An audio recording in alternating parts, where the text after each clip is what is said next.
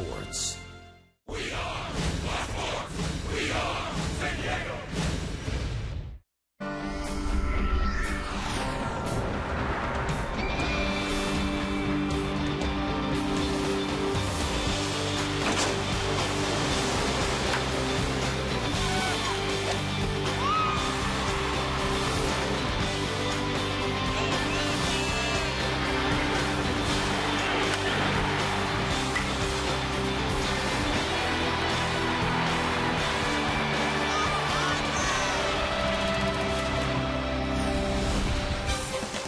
Matt Kemp and the Los Angeles Dodgers in town for Game 2 of a 3-game set for Kemp, who's played in just 67 games this season. A lot of nagging injuries, but playing well in his return. Jed Jerko, you can't ask for much more as you check out his numbers as of late. Hit his 20th home run of the season in last night's 2-0 win over the Dodgers. It is a gorgeous Saturday for baseball. This is the last time these two teams will meet this year. The last series, Game 2 of a 3-game set. It's going to be Bert Smith against Clayton Kershaw. It's great to have you with us alongside Mark Sweeney. I'm Mike Pomeranz. Mark Grant, Nick Enberg enjoying the day off. So as I mentioned, Bert Smith is going to get the start. He's making his 6th start in the big leagues, coming off his first big league win. What do you think worked for him so well against Atlanta? Well, Mike, you go back to that 5th start, and there was an outstanding fastball command on both edges, but also the changeup came into play. You have to get off that fastball and show him you have something else to go to. He racked up some strikeouts, but I think that 5th start is something he's always going to go back to and say he belongs in the big leagues. Well, yesterday, the day after the Dodgers clinched the West, they sent out a lot of guys who may or may not be with this club in the playoff run. However, today, a different story. It's a big-time lineup. It's going to be Clayton Kershaw on the mound. This is a guy who all but leads baseball in every pitching category. He has been something again this year. Well, the bona fide ace poses a huge problem for the San Diego Padres. If he has his stuff, he has a good breaking ball, a changeup to go along with that. He knows how to pitch, and he can pitch with his fastball. Against the Padres, he has struggled with location, elevated in the strike zone, and Kyle Blanks, as you can see, hits the ball off the facade in Los Angeles. He has struggled with location, elevating that, and hopefully the Padres can capitalize on his few mistakes. When we come back, we've got a lot on the menu before first pitch. We're going to talk about Houston Street. Picked up another save last night, 32 now, and Kelly Curl talks about his streak of 24 in a row.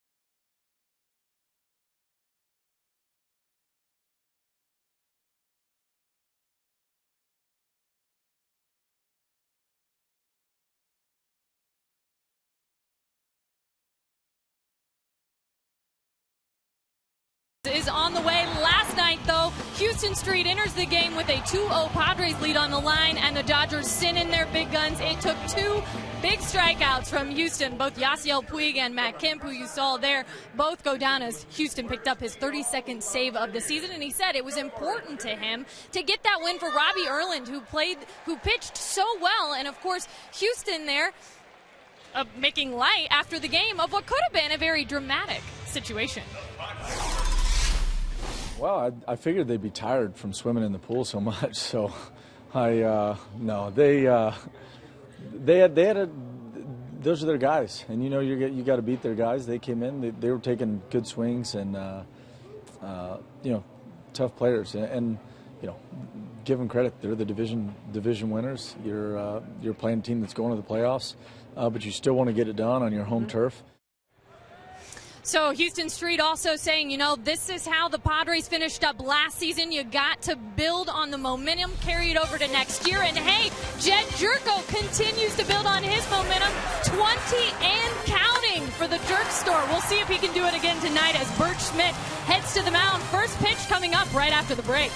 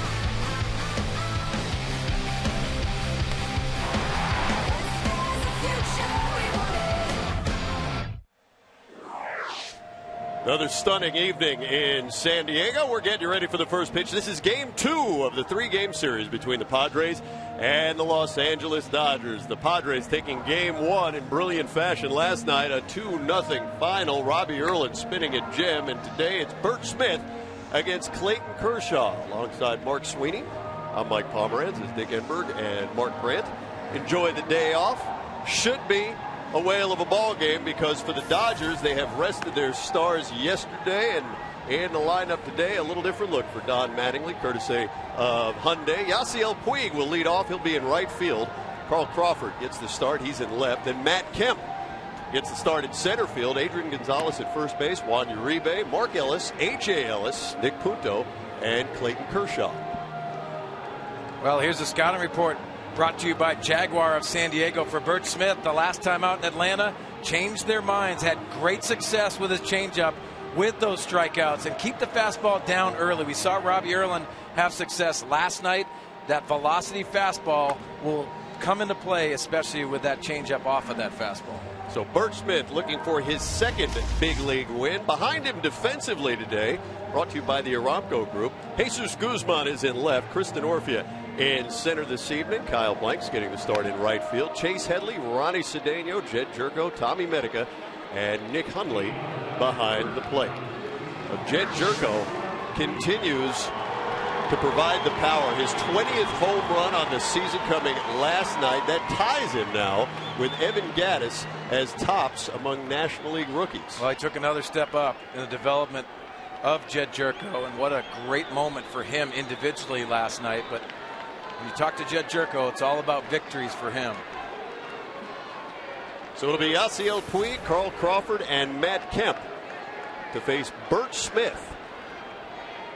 And we're underway.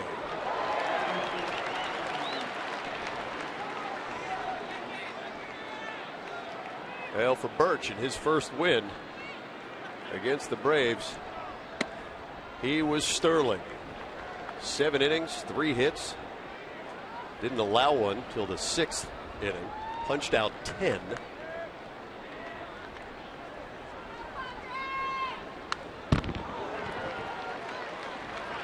Weather about what you'd come to expect this time of year, just a day before fall begins. Beautiful 71 degrees, mostly clear. Why not? That's why we're here.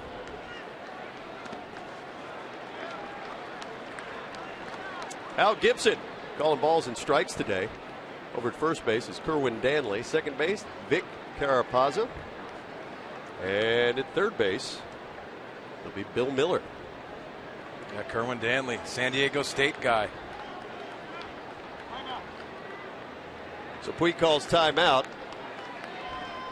Puig back in the lineup 2 days after the Dodgers clinched the National League West against the Diamondbacks in Arizona.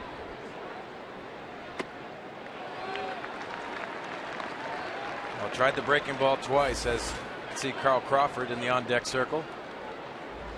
When you get ahead of Yasiel Puig, you can pitch out of the strike zone.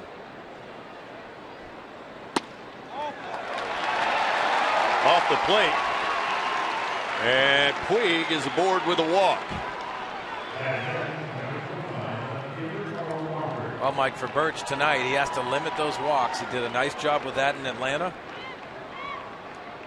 Only 2 walks in his last start to go along with those 10 strikeouts.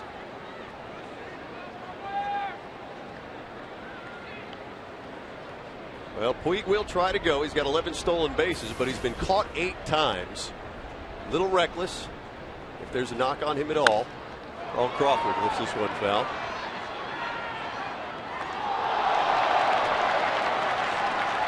Puig has given all of Los Angeles something to cheer about, but he's not without his warts. Young guy.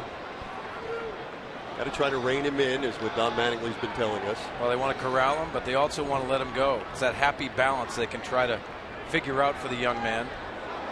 Like if you look at the first base coaching box, like Davey Lopes is one of those guys right there, Davey. And you can corral him. That's a guy that's been through everything in baseball. A lot of knowledge. Had him here in San Diego. Taught me a lot about the game.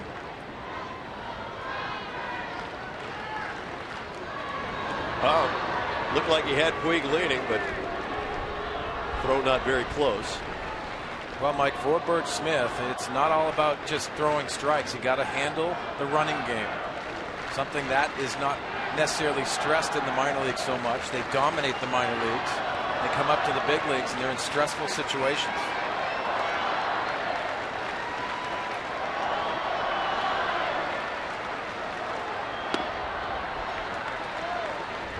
Off-speed pitch. Count now even at a ball and a strike. Medica holding Puig close.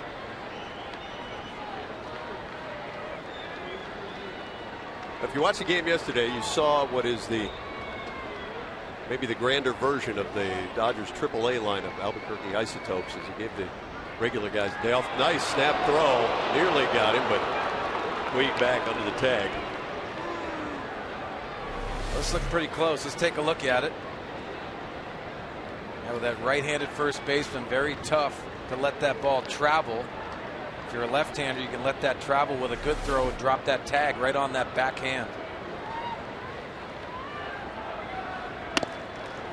Woo. 92 miles an hour inside, called strike to Crawford.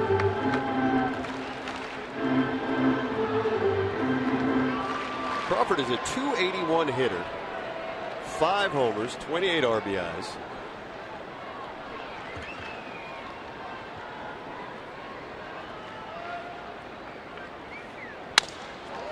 At the end of that bat, a roller to Cedeno to Jerko for one, and Puig makes sure there's no throw. That just not hit hard enough to turn to. Some of the things that Jed Jerko, as you watch, understands the game. We talked about last night his offense. Talked a lot about his defense and how well he's done. That's part of the game. Just get the out, get out of the way, especially with Yasiel Puig coming in hard to second base. Here's Matt Kemp. Has played in only 67 games this season. A load of injuries. It's been a lot of injuries, but you have Yasiel Puig, Hanley Ramirez, Andre Ethier has played center field. As we take a look at Houston Street, what a second half he's had. Had a big matchup last night against what was the strongest bench Don Mattingly's ever had. Because he didn't start the regular guys. Kemp could come off the bench, Gonzalez off the bench. Houston was able to get Kemp, pick up a save.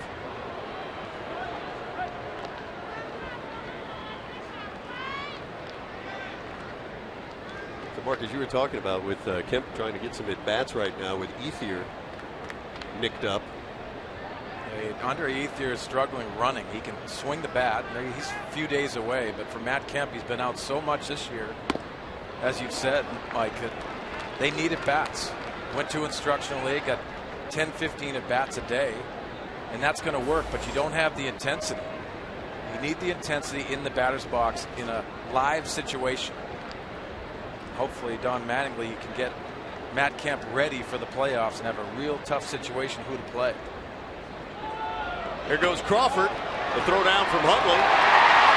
Is not in time, but Crawford's in with his 14th stolen base of the season. Well, Carl Crawford picked a perfect pitch to go on. Good jump from first. It was also a changeup, as you see Jed Jerko just catching that throw from Nick Hundley. Not a chance. That was stolen on the pitch.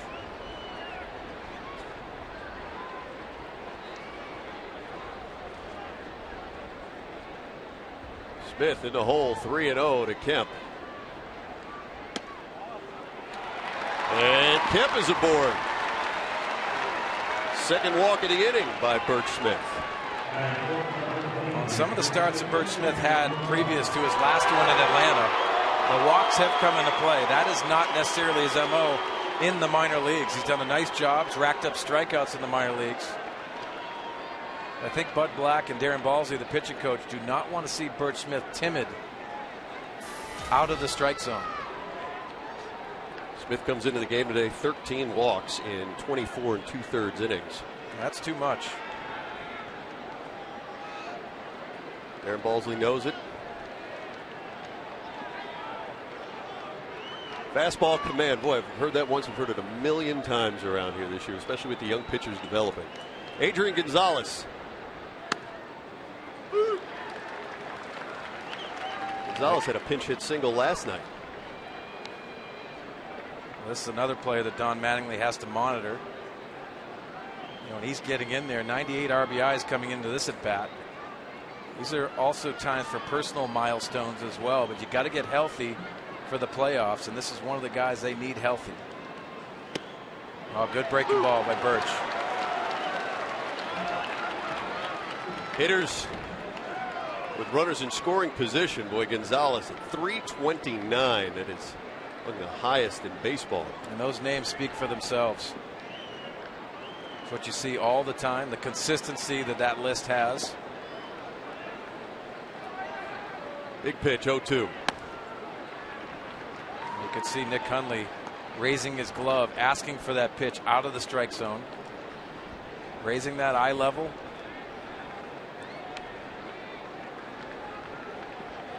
Just changes the perspective as a hitter. You're locked into that downward fastball. You get that elevated fastball. It takes your eyes off it. Oh, looked like he fooled Gonzalez there. Struck him out. Second out of the inning. A big strikeout of ADRIAN Gonzalez. Well, the previous pitch is what set this up, and this is a tough breaking ball that stays up there. But he got away with it because he showed him that fastball up previously. Good pitching by Burch Smith.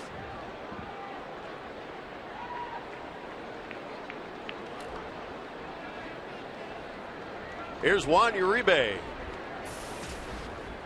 273 with 12 home runs in 126 games this season. Well, Mike, and this is also a player last year that they were almost going to eat his contract because he wasn't performing. That ball hit hard to left field. Charging is Guzman. And Crawford will dive back. Looked like they might have had a play there at third, but Crawford hit the brakes pretty hard. Well, a breaking ball sits over the middle of the plate. Take a look at Jesus Guzman charging this, getting it on one hop.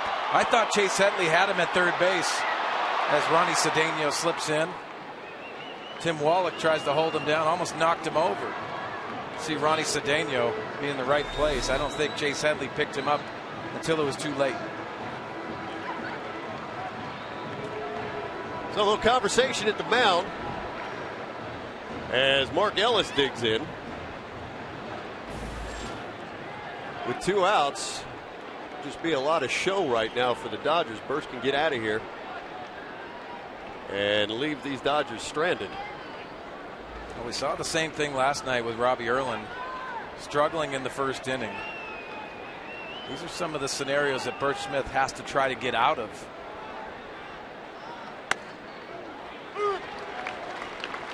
Ellis is a .289 hitter with runners on base this season.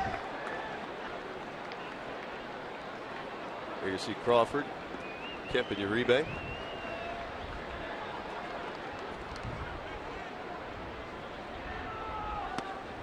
Ellis swings through. Fastball from Smith. With a lot of movement in on the hands. We've seen that four-seam fastball with plus velocity on Burch Smith. We've also seen that two-seamer incorporated into his repertoire.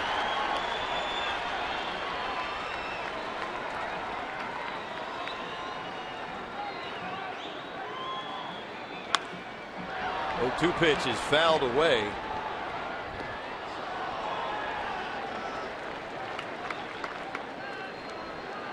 Well, Mike, let's take a look at that last pitch. 0-2. You cannot miss over the middle of the plate. Set up outside.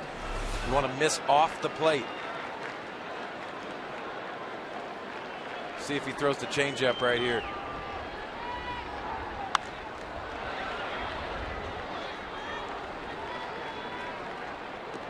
Fists that one into the Padre dugout.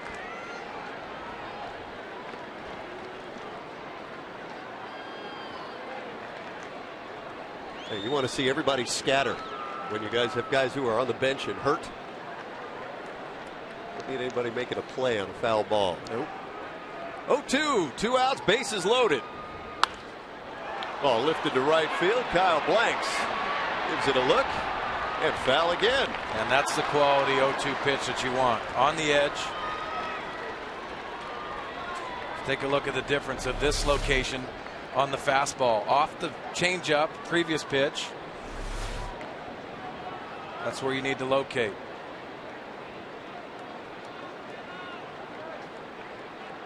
Smith has to be careful with Ellis. Good hitter with bases loaded as well. This is when you want to rely on Nick Hundley and his experience.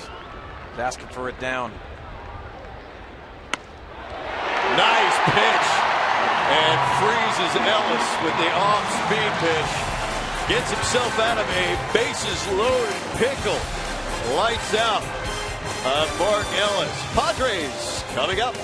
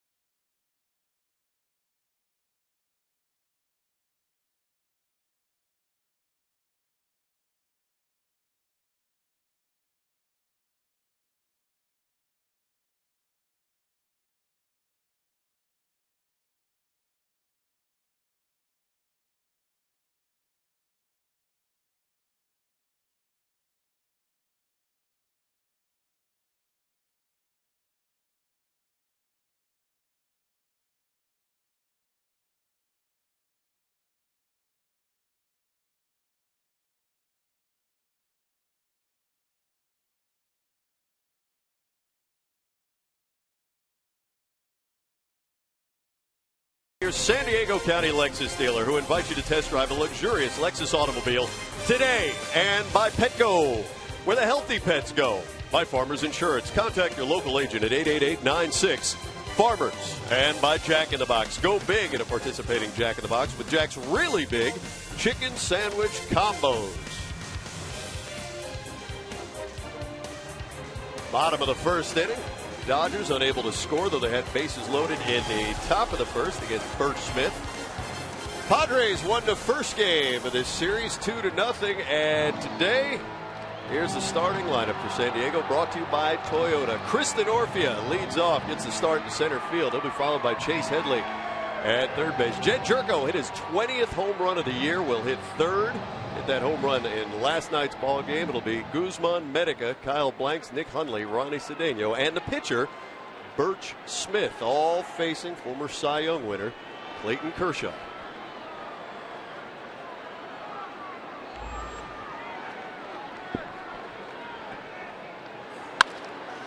First pitch hunting. Kristen Orfia continues his torrid hitting against Clayton Kershaw. A leadoff single. Well, why not be aggressive? Kristen Orfia has had some success on that fastball elevated by Clayton Kershaw. Used the middle of the field. Love it. He's had some home runs against Clayton Kershaw as well. That's a good leadoff situation and ideal for the Padres. Captain Orfia, a .296 hitter in his career against Kershaw. Coming into action today and quickly aboard. Snap throw over, does not get it. You got to be careful with Clayton Kershaw.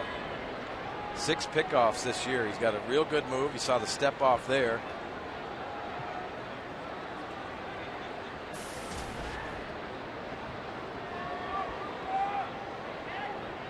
Here's Chase Headley.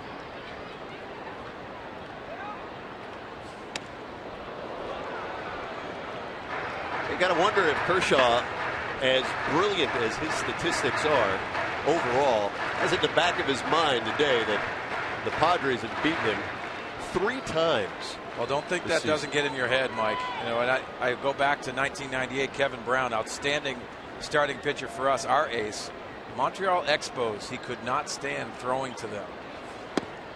And the reason for that, a lot of chopped balls off the turf, and he struggled. But you can see from Clayton Kershaw, he has struggled against the Padres. That ERA skyrocketing, and the home runs, that's the important thing right there. 5 home runs, only 11 allowed all year.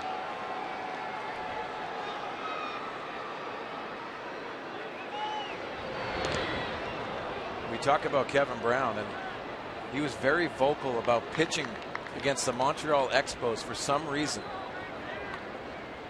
A lot of it had to do with the type of hitters they have, and I think the Padres, if you look at their lineup, give Clayton Kershaw a lot of problems. They're very aggressive. Kershaw behind the Headley now, 2-0. Ball is lifted behind third base. Nick Punto. 1 down. Let's take a look at the scouting report for Clayton Kershaw. Continued success, because the Padres have had the success, as we've alluded to, but also make the most of the opportunities early in this ball game with those mistakes. Capitalize on those for the Padres. Kershaw has lost 4 in a row against a couple of teams in his career, but never in the span of just a single season. Over the span of parts of 2 seasons, but if the Padres can beat him today, it'll be the first time he's lost 4 to one club in 1 year. Jed Jerko. Last night, home run number 20 on the season. A solo shot in the 5th. Way out of here in center field. That was loud. Good for Jed Jerko, taking that next step in the development. Sweep tag by Gonzalez, not in time. But Kershaw shows you so many different looks. Well, let's take a look at this. A step off and a good throw. The location you can see from the left-hander in Adrian Gonzalez. A lot easier to apply the tag. I remember JT Snow for the San Francisco Giants, very good at that. He let the ball travel as far as he could and drop that tag straight on. You got to have a good throw. Adrian Gonzalez does a nice job of that, but for Clayton Kershaw, and to be an ace, you have to control the running game. He does an outstanding job with that.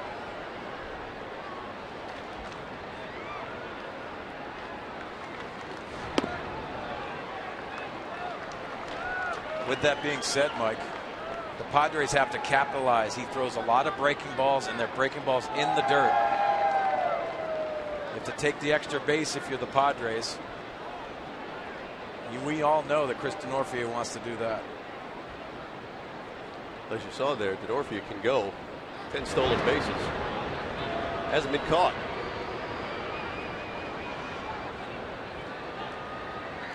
Well, in my estimation, the best base runner on the club.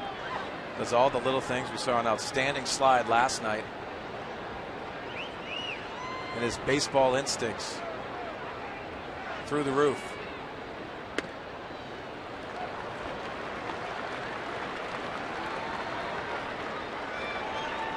Jerko talking about trying to develop a little bit of patience. We saw him walk a few times in the Pittsburgh series. I think he surprised himself a little bit at the benefits to that, but I think a big part of that, Mike, is being able to hit with 2 strikes and not be afraid of that. 3-1. In there for a strike. It looked like he was looking for that fastball on the inner half.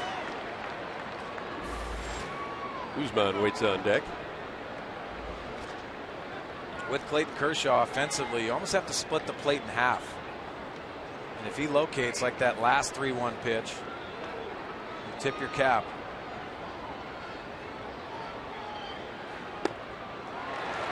Well, that's the patience right there. Outstanding at bat.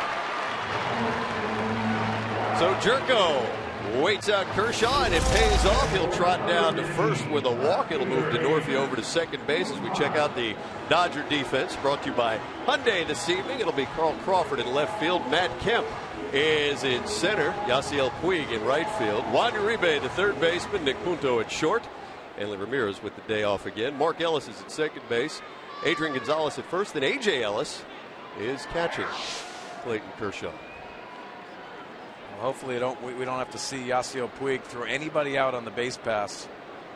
You haven't seen his arm. I don't think you're going to be seeing too much of it right here as Guzman lifts the ball easily in right field. 2 down. Yeah, he's got a cannon. I think sometimes they wish he'd hit the cutoff man occasionally. Well, sometimes you have to run on those guys, even with a powerful arm. Remember Raul Mondesi in the Dodger uniform, Vladimir Guerrero in the Montreal Expos, plus arms. Those are the guys that like to show it off. You can expose those arms. They want to throw everybody out. With 2 down, here's Tommy Medica. This is his 11th game, second one he's played at Petco. 250, a couple of home runs on the recent road trip.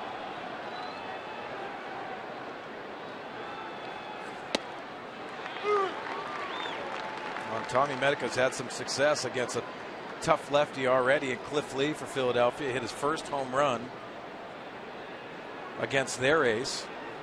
Here's another matchup. Welcome to the big leagues. Yeah, no night off.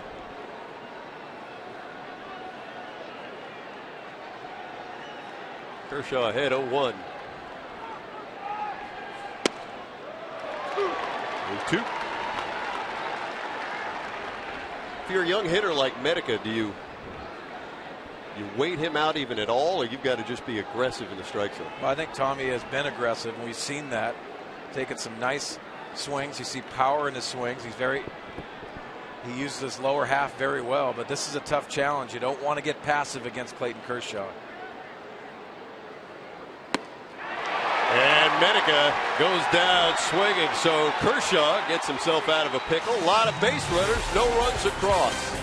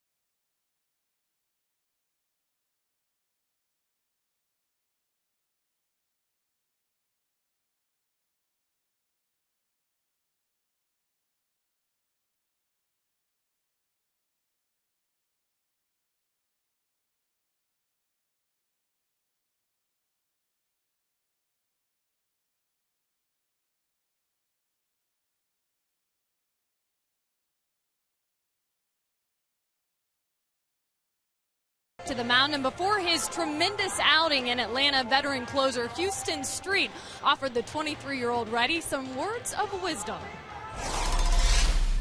Go back to when you were 12 and you were playing in the backyard and you knew you were the best. And you were just proving to the little kids, your next door neighbor, you were better at baseball than him. I said, just think of these guys as, it's just your big neighborhood. It's the big leagues. And go attack. And I think once guys get back to the game, once they get back to just executing, making pitches, and battling, go out there and battle, then their game starts showing up. Mike and Mark, I just love the way Houston is always willing to find you an analogy or tell you a story to get his point across. But the truth is, with these younger pitchers, a lot of times Houston says it's the mental side of the game that they battle more than the mechanical side. It is the mental side, and thank you, Kelly. And Houston Street understands the importance of being a great teammate. He's got given advice by Luke Gregerson this year on his slider, but giving back and getting these younger guys not only their feet wet, but knowledge that he has received in his career. So Bert Smith will face A.J. Ellis, Nick Punto, and Clayton Kershaw here in the top of the second inning. Ellis out towards center field, and easy play for Kristen Orphan. One down.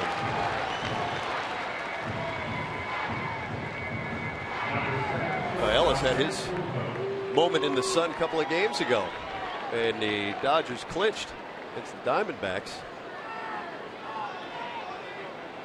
They hit the game-winning home run against Josh Colmenter. He's done a nice job behind the plate, controlling the staff. Here's a veteran, Punto. Punto's one of those guys, been all around the league, and with every club, he's always been brilliant defensively. Yeah, Mike, I think it's one of those guys you love during the season. Then the offseason, you don't want to pay him as much, so you start hating him for these guys. And unfortunately, but this is a guy that it's the glue to your ball club. You got to have a solid bench, because when you have injuries, you got to play defense. And he is a guaranteed highlight. You talk about a benefit for Don Mattingly with Hanley Ramirez nursing a little bit of a back issue. Just to have a guy to go to like a Punto. No real drop off defensively, maybe even an upgrade. Well, we've talked about that too, even from the Padres' perspective, having Alexi Amarista moving all over, Logan Forsythe, see Ronnie Cedeno playing solid defense. Be at Petco Park for the final home series and Fan Appreciation Week. You can enjoy great deals all week long as the Padres show their appreciation to you, the fans. Enjoy 25% off merchandise, a different $1 concession item each day, and a chance to win great prizes during this 4-game set against the D-backs. Visit Padres.com/promotions for all the details. Said discount food. You like that? There goes Punto. And he is thrown out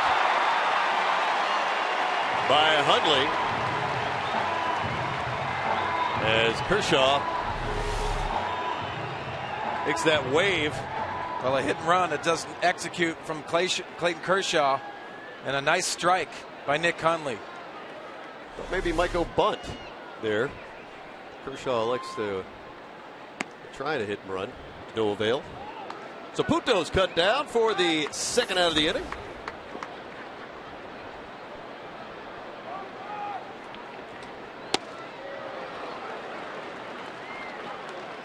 Kershaw does have a home run. But like a lot of pitchers, I think if you're a half decent athlete, you go big or go home, right? Hey, they get a lot of first pitch fastballs that they try to get after. A nice location on the changeup. And Bert Smith punches his ticket. Kershaw walks slowly back to the dugout. We're scoreless.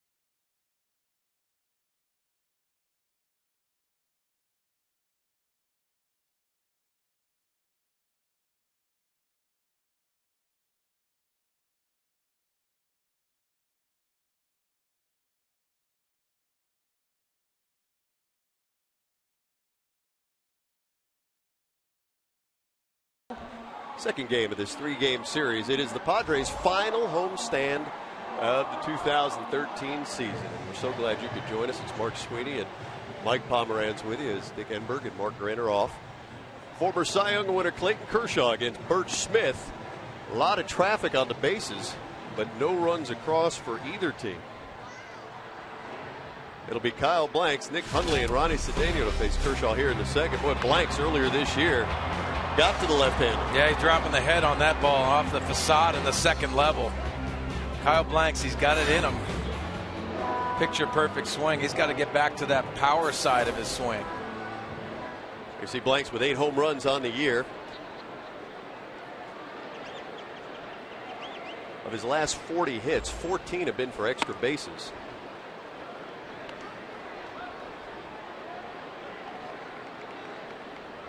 Decent speed for a big man too. Oh, he's a very good athlete. Move positions. I'd like to see Kyle let the barrel out just a little bit more. He's a big man that has to drive the ball out of the ballpark.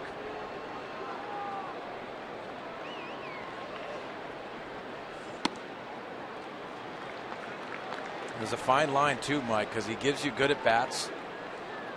He comes up with big hits. But you want to be that threat in the batter's box, and with Kyle not being consistent with the time in the big leagues, going through injuries, I think that's hurt him in the sense of getting that timing, because then you start thinking about mechanically what you can do differently. 3 balls and a strike, and the count's now full. Here's Edison Volquez last night.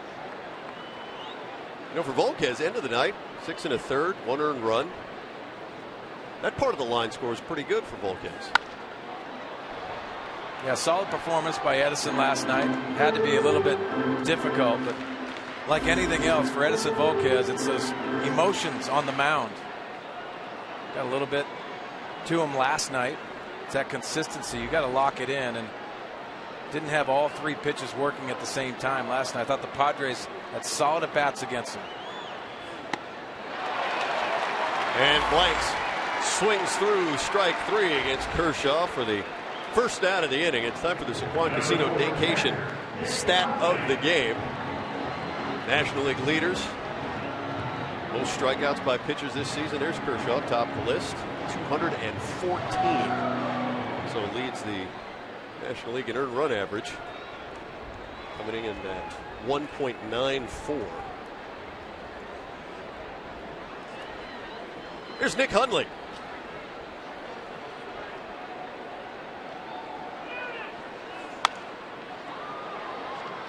Yeah, Mike, these are the guys that when you see Clayton Kershaw throwing, you got to turn up the dial, the intensity. It's a real tough challenge, but it's an exciting challenge.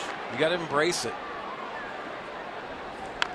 Sometimes is easier said than done, because the numbers speak for themselves. But if you're the Padres and you've had success against him, this game is built on confidence, and the Padres have done a nice job building confidence against Clayton Kershaw. Well, Hundley's hit him well.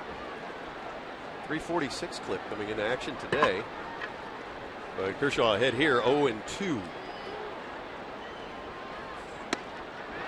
And Kershaw gets Hundley. Back-to-back strikeouts. That's 3 in a row now for Kershaw. As he seems to be turning it up a notch. This looked like a little cutter on the outside edge. Nick Hundley did not like it. When you stick the glove, see A.J. Ellis right on that outside edge. Looked like a good pitcher's pitch. Ronnie Cedeno. He's faced Kershaw 9 times, looking for his first hit.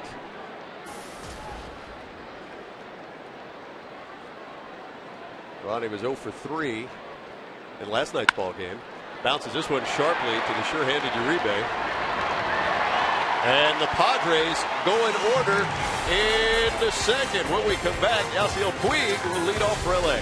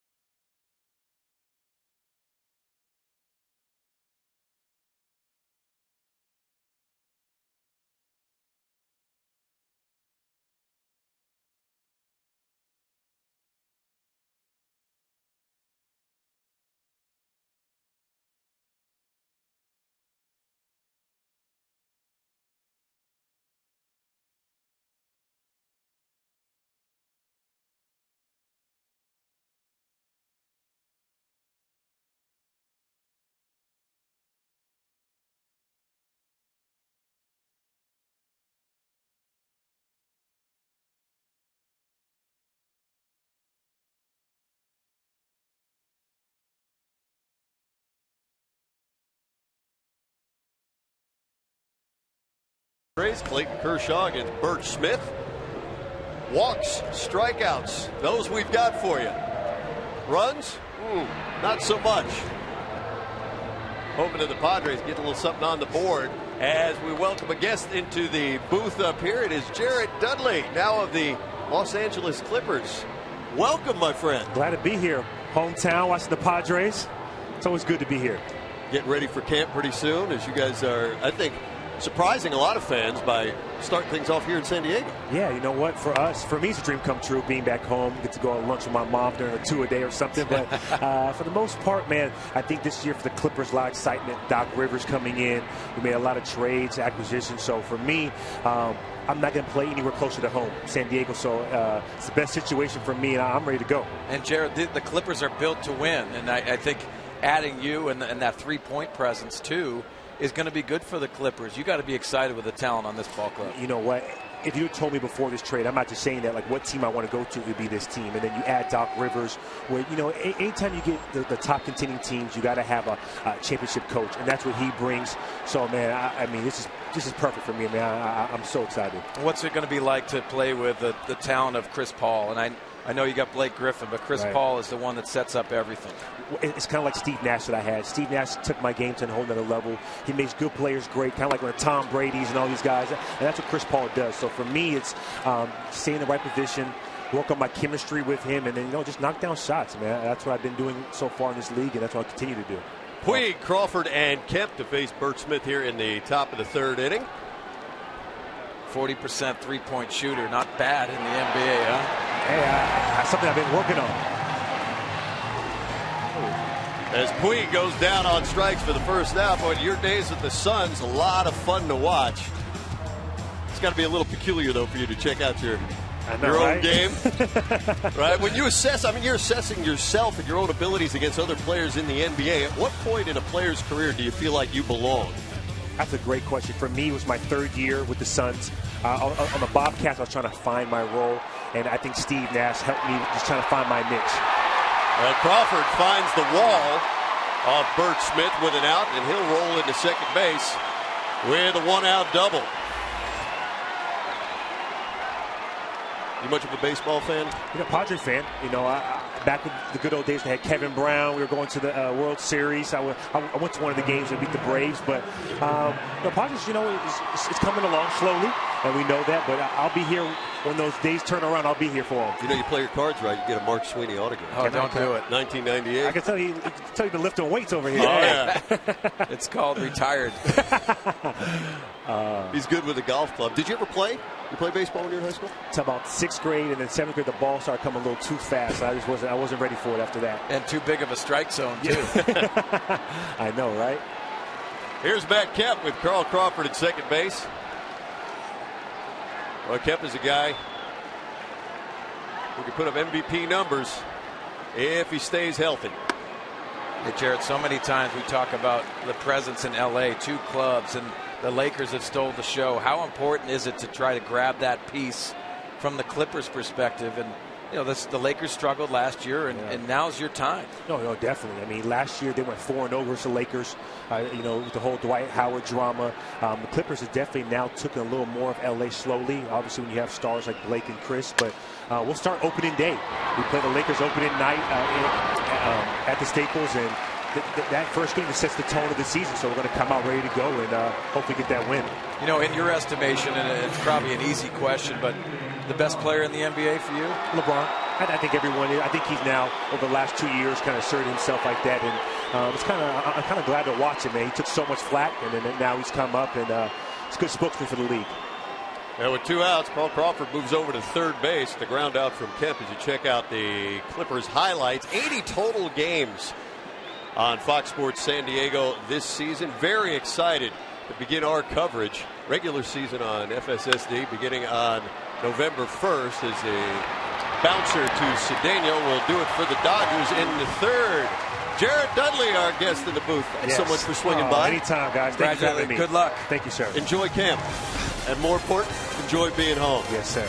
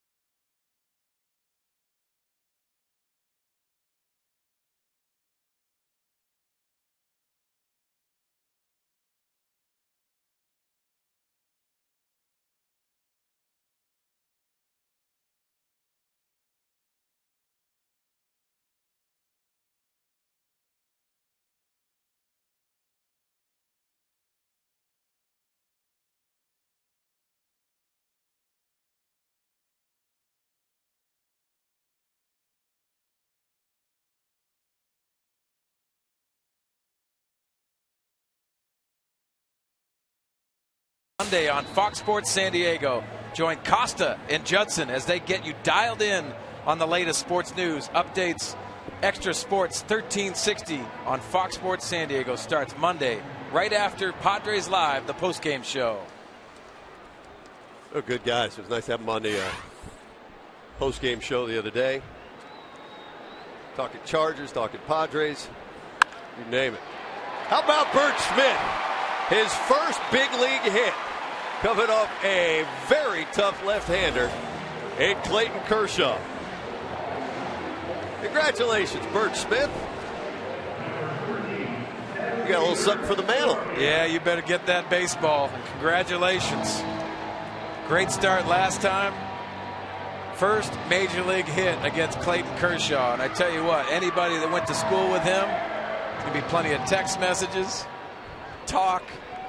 He is always going to be talking about this. And what a beautiful swing on a fastball.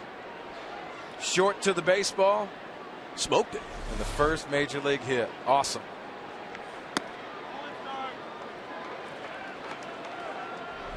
Yeah, he hit this ball well. Right on the beam. Well, you know Tony Gwynn loves that. 5.5 hole. Let's see if Chris Denorfia can move him around. Dino singled in the first.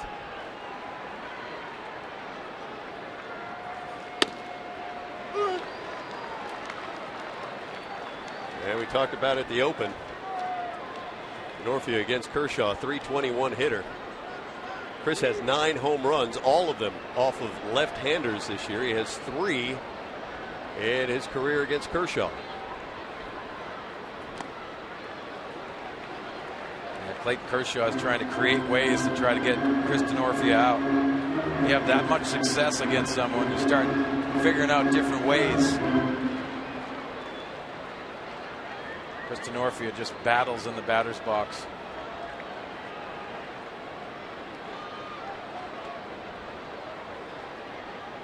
Two balls, one strike. Throw over to first.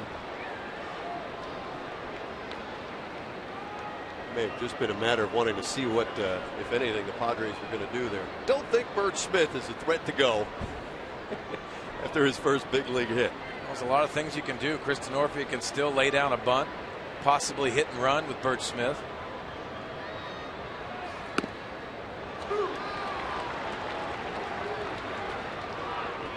Got to try to create ways and also take some chances. You know, for all Kershaw has done this season at 14-9 with an ERA under 2, this month struggled a little bit. 1-1 ERA at 4.26.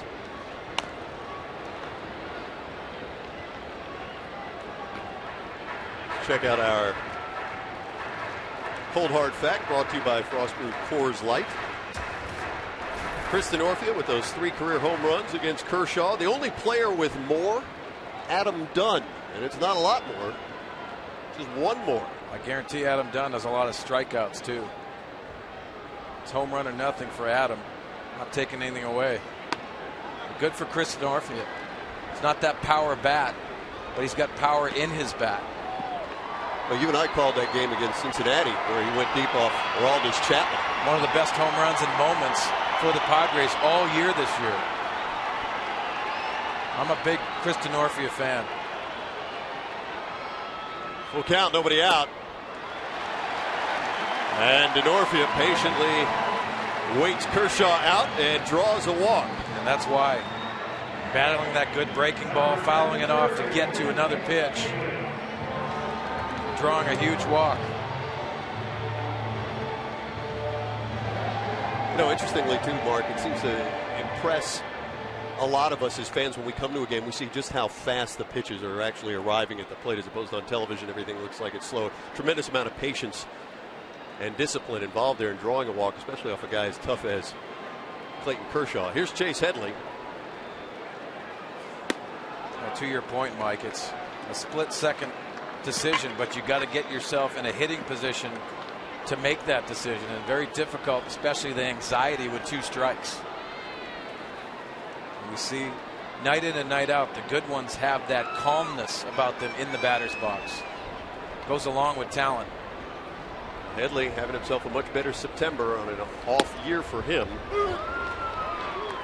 see him finding himself a little bit? Well, I talked to Alonzo Powell, the second hitting coach for the Padres, and he likes the fact that Chase Headley is not fouling as many pitches off. There's Alonzo Powell right here. But he likes what he's doing. He's shortening his swing. He's not doing too much. It just looks like the timing of all aspects, his lower half and upper half, are working together.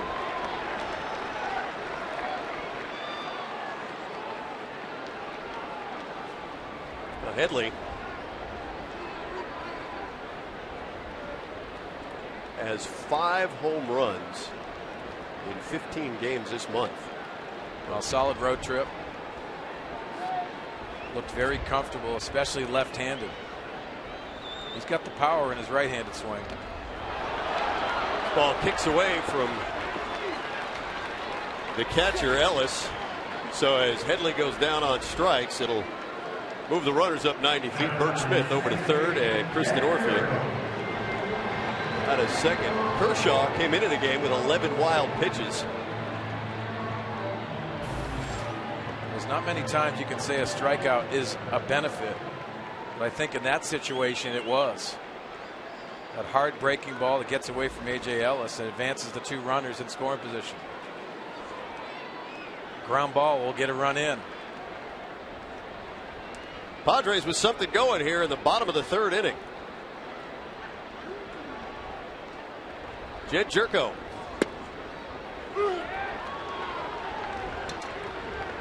Been talking about patience, and Jed, I said he's developed some here as he works himself into a 6-game hitting streak.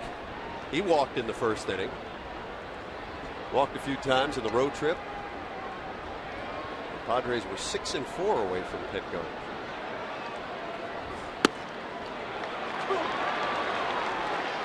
And we've seen it before with Kershaw. This is where he really seems to dig in. It'd be quite an accomplishment for the Padres to get something across. Yeah, Mike, that's why we talk about the prize players in this game, because when the times are tough and you call an ace, they don't struggle in these situations. They pick their game up. And I marvel at that because you see it every single place that they have that #1 starter.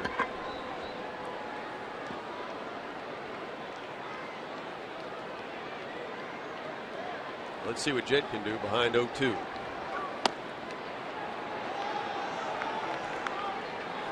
He continues to pound that fastball in on the right-handers. Let's see if he goes with that breaking ball or changeup mix. That's what he likes to do with 2 strikes.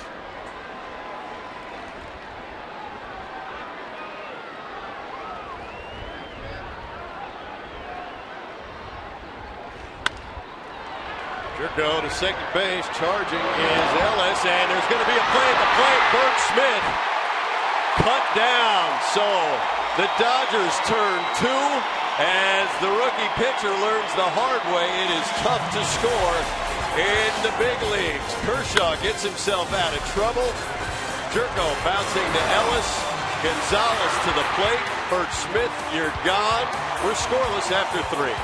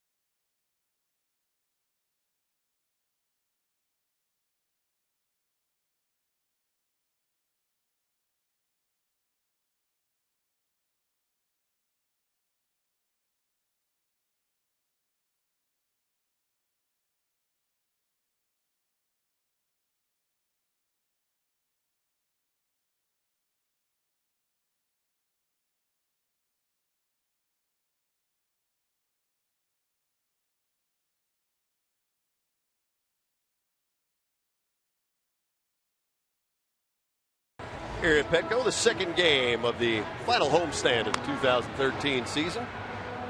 Game 2 of 3 against the Dodgers. Your San Diego fans of the game. A little worry on that face. Don't worry, Padres going to get a few across. Clayton Kershaw and Birch Smith matching zeros. Like the Brown? I do. I wish they wore it more. You know, it's all about the history of the game, Mike, for me, and I think that's the history for the San Diego Padres. I'd like to see them bring it back a little bit more. I know they do those throwback uniform games. There's a lot of pride in San Diego, and the brown uniforms, I think, go along with that. Back up Uribe. You hear the fans booing. That's a breaking ball that just backed up on him. Not a comfortable feeling as a hitter. Well, Uribe does the smart thing for those young players out there. You turn away from that pitch. Uribe, Ellis, and Ellis to face Smith here in the fourth. With a nice play, boy. We've seen a few gems by the fans last couple of games. Make that play. Looks like an interception and a blink.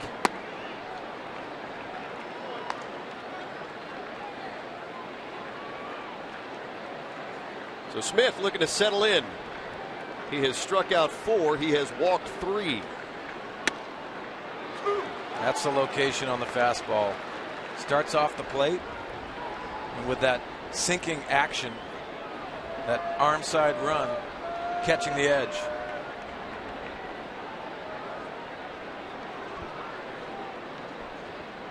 Changeup. Fastball. Nice pitch. That'll freeze Uribe for the first out of the inning. That's the 5th strikeout today for young Birch. I can see Nick Hundley set off the plate. That movement works. Back on the edge. Got to have trust in your catcher. First 3 starts, Birch ERA over 18, but the last couple of starts 1.5. Throw a game the way he did against Atlanta on that road trip, 7 innings, no runs, a couple of walks, 10 strikeouts. That'll do wonders for your earned run average. Oh, I thought that was a good breaking ball. Yeah, we saw young Robbie Erlin in yesterday's ballgame, just 22. Birch Smith just 23, making his 6th big league start. A lot of promise. It's a point worth reiterating, one you made yesterday, and that is we're so used to talking about some of these young players, we forget how young they are when the average break-in age for pitchers is more than mid-20s, 25, 26. There's stories, these gentlemen, because of their age and ability to get to this level so quickly. Yeah, it takes a time to mature in this game. Some innings. I thought I had a play right there. But I think Robbie Erlin and Birch Smith, to their credit, as you see both of them there, have earned their promotion up here with solid numbers in the minor leagues. Let's not go unnoticed, too. Bronswell Patrick, the AAA pitching coach, and Jimmy Jones, the AA coach, pitching coach, have done an outstanding job developing these 2 youngsters. So many times we talk about Darren Balsley, the pitching coach here, and we love what he does. But it's the development in the minor leagues. And he benefits from that. He fine-tunes these young men. Mark Ellis rips that ball foul. You know, to your point with Birch, good numbers in Tucson, 5-1 record, ERA in a hitter's league of 3.39.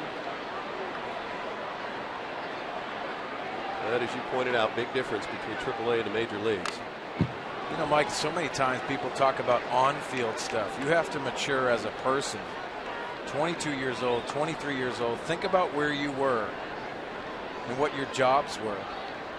Living out of a bus, living out of a suitcase, and then having to perform on a big stage. Ninth pitch of the at-bat is ball 4 to Mark Ellis. So Ellis draws the 4th walk of the day, issued by Birch Smith. Robbie Erlin's job last night. certainly worth another look. He outduels Edinson Volquez, goes 7 2/3. Doesn't allow a run, walks just 1, strikes out 7, 4 hits. Yeah, solid breaking ball, good changeup, and fastball command. After the first inning, when he got through some traffic, I thought he settled in and got in a good rhythm. Like you said, Mike, 7 2/3 in the big leagues. I don't care what lineup is out there. It's major league players. Good job, Robbie Erlin.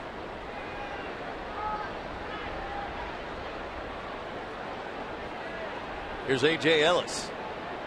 He's 0 for 1 today. Flied out to center in the second inning. You see the 8 home runs by A.J. Ellis. This is a hit and run candidate. In the 0-0 game, I think Don Mattingly might possibly take a chance in this situation. Bert Smith is thinking along that same lines. Well, Nick Punto would follow Ellis. And in the pitcher spot, Clayton Kershaw. Ball lifted down the line and left into the corner. And that ball is gone. 2-run home run. A.J. Ellis, his 9th home run of the season.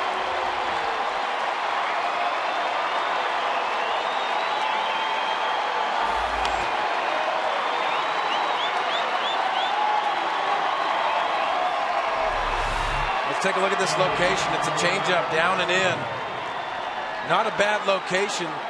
Nick Hundley wanted it away. Sped up the bat of A.J. Ellis. Just barely out of the ballpark.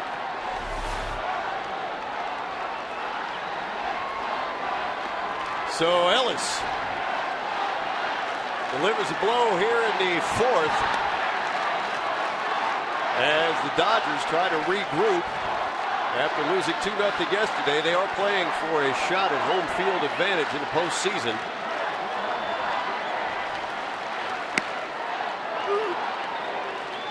Quick 2-spot here against Bert Smith to see if the young man can settle in and limit the damage. Got 1 out. Ball and a strike against Nick Punto.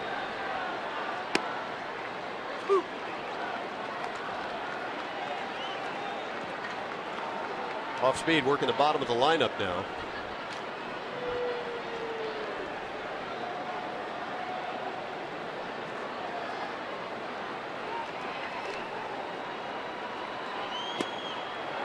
And a good pitch gets Punto to wade through it.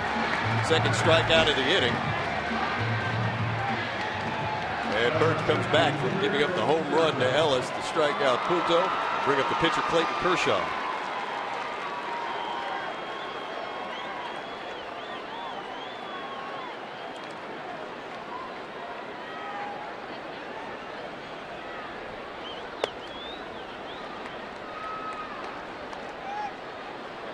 Kershaw struck out his only time at bat in the second.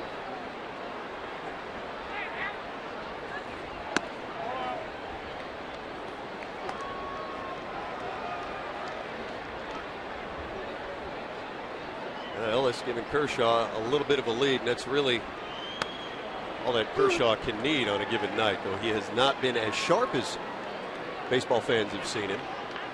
Still don't want to be in a hole against a guy like this. Well, Mike, for the Padres, they've always battled back. They don't give up, and that's a testament to their manager, Bud Black, and his staff. Not everything has gone right for the Padres, but the one thing you can say, these guys do not give up. They play 9 solid innings.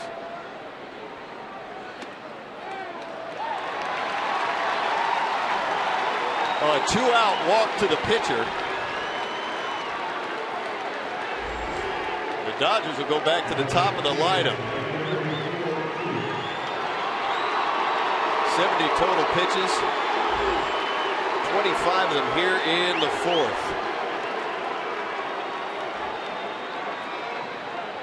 Yasiel Puig, a walk and a strikeout.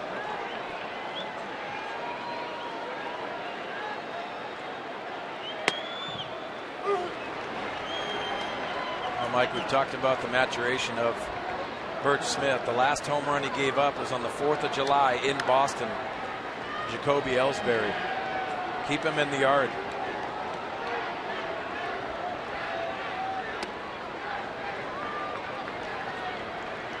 We're down there before the game talking to the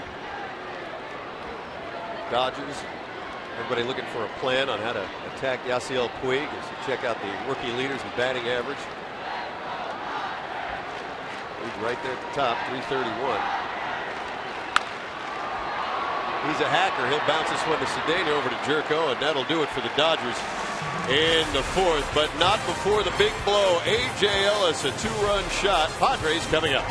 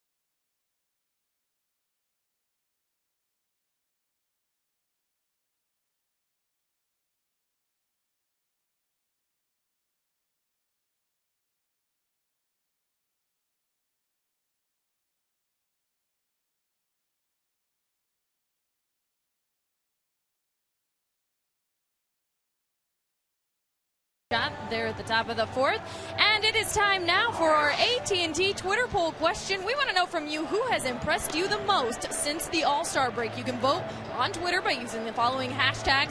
Hashtag JerkoStar, 12 home runs, 28 RBIs since the break. Hashtag VenableStar, how about a 321 average with 11 home runs since the break? Or hashtag CashnerStart, in 10 starts, he's 5-3 with a 2.36 ERA. Or hashtag StreetStar, gotta love 17 saves in 17 opportunities. We'll give you the results later in the show, but with those opportunities, who do you guys think has impressed you the most since the All-Star break? Ooh. You know what? That's a great question. It's one of my favorite Twitter poll questions we've had because Jerko power numbers are there. The average has slid a bit, but his power has been outstanding. Venable, we all know what a great month he had in August. Cashner's been a ton of fun to watch. You know what?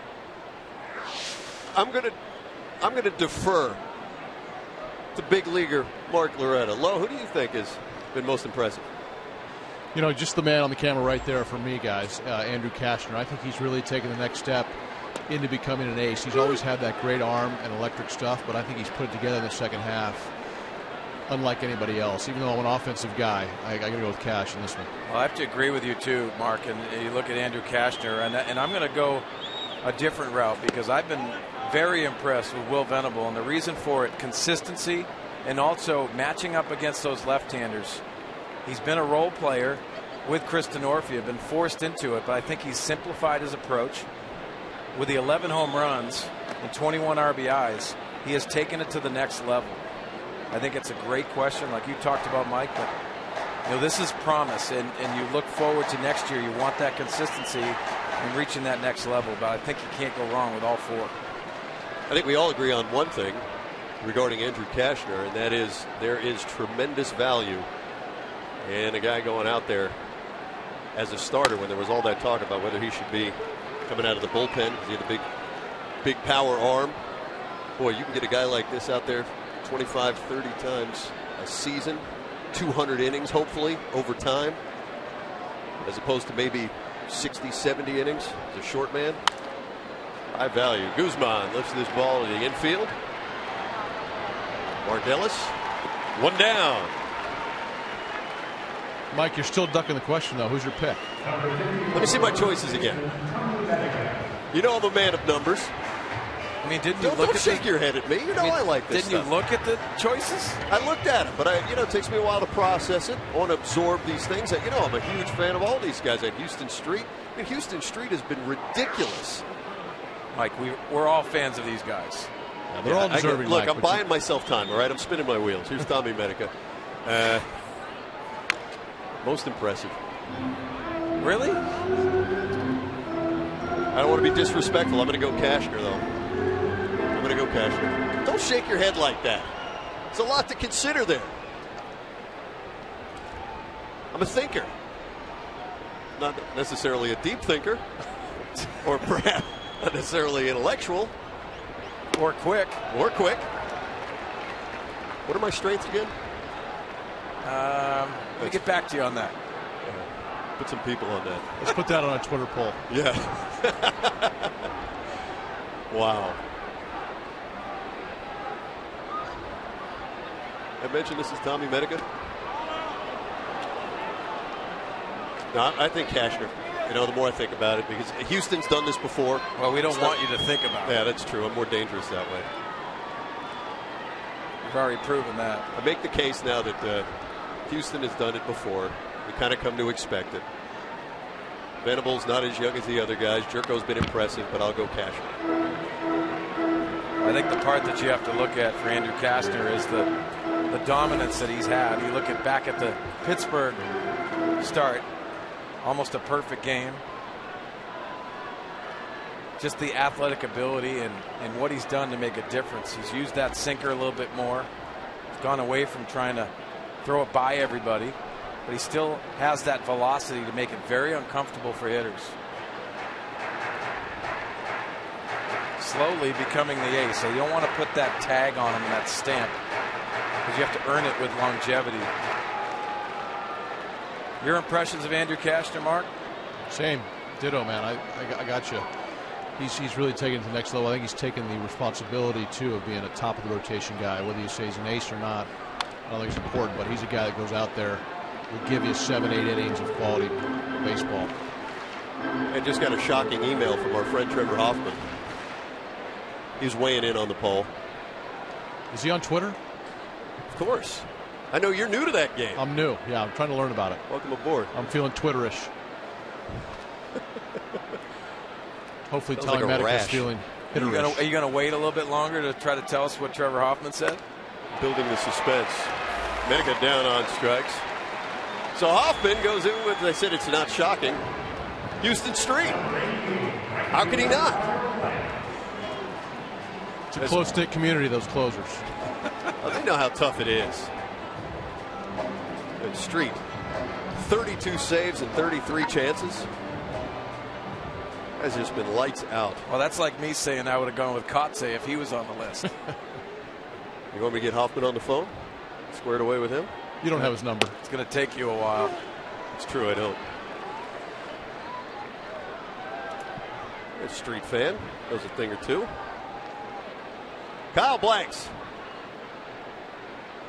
Kyle struck out in the second.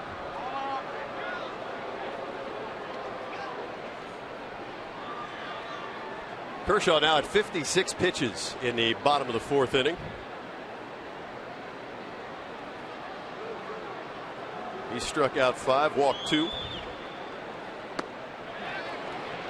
A couple of Padre hits. Off speed there to Blanks.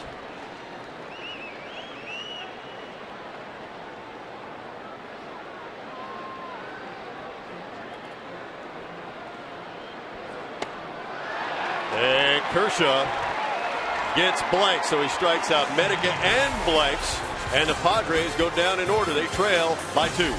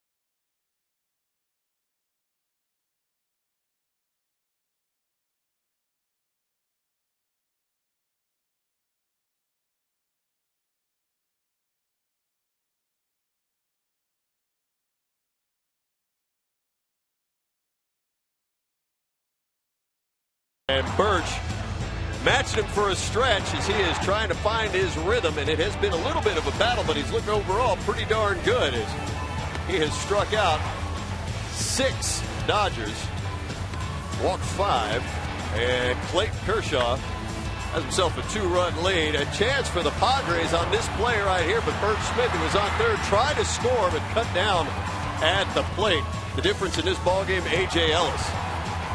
2-run home run in the top of the 4th inning.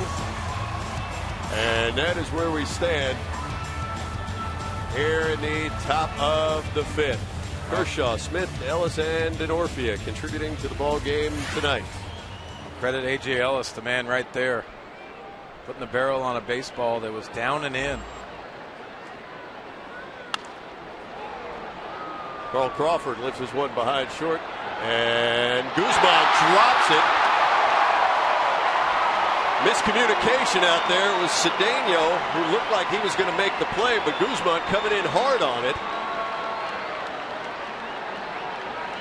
For all you youngsters out there, you have to communicate, especially if you're an outfielder. Be aggressive, because it's uncomfortable for the middle infielder to come out on that baseball. You see Jesus Guzman just takes his eye off it a little bit because he's getting close to Ronnie Cedeno. Ronnie goes back. He's got to try to catch it, but he's listening for that communication. So Guzman with his 6th error of the season put Carl Crawford aboard for Matt Kemp. The heart of the Dodger lineup, Kemp, Gonzalez, and Uribe. Well, for Birch, use that sinker. Try to induce a ground ball.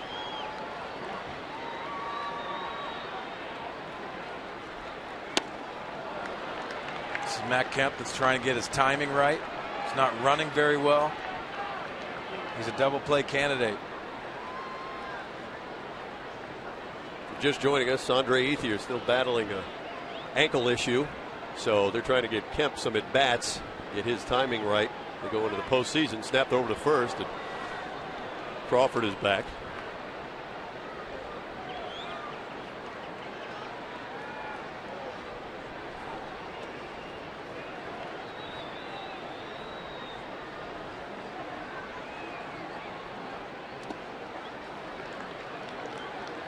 Mark Loretta, you have a different view down there. What do you see from Birch Smith?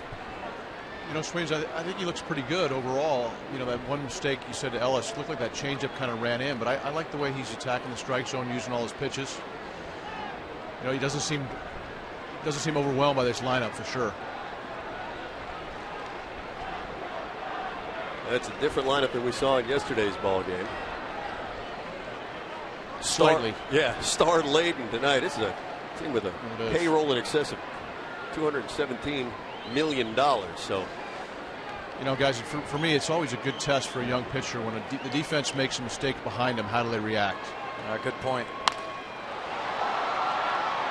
Blanks gives this a look down the line. How about that play? Just eases it, big body over the railing, makes it look like no problem at all. Not an easy play by any stretch. He's got the crowd, he's got the line, he has the wall, the fence. What a play. You can see Kyle Blanks. He has been friendly with the walls. We saw him run into the wall in San Francisco. And Matt Kemp hoping that goes in the stands, and yes, that's frustrating for him. Credit Kyle Blanks for an outstanding play. That could be a big out. Adrian Gonzalez now up with 1 out and double play in order.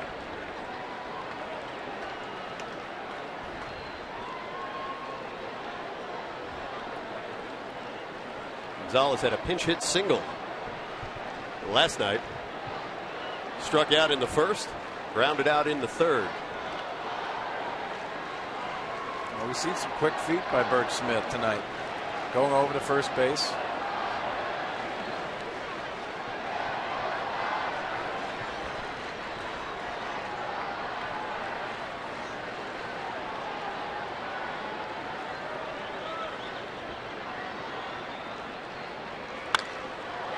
Ball skied. Behind second base, DeNorfia comes in. 2 down.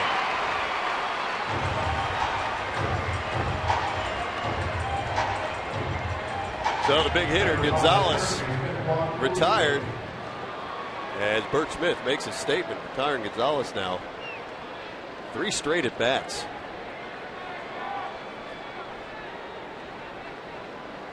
And Juan Uribe with 2 out. The last time with Juan Uribe, struck him out on a fastball on the outer edge. Looking.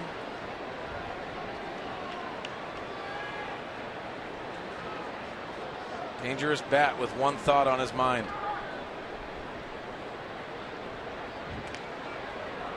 Crawford, as we all know, can run. Had a stolen base in the first. 14 now on the season. He's been caught, though, 4 times.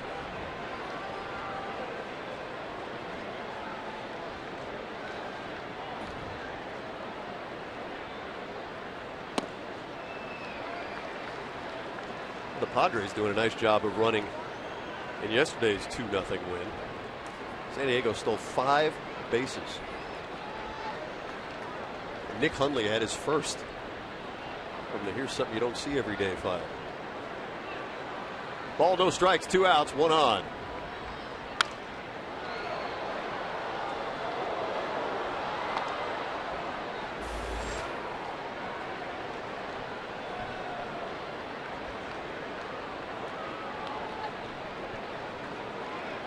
Now there's those scarves.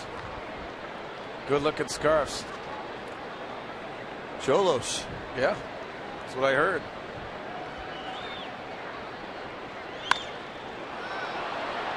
Yeah, Smith gets in there, and Medica looks to the wall. He'll make the play. Nice job, Bert Smith. Birch gets himself out of any would-be trouble after the error in left field. Padres trail 2-0.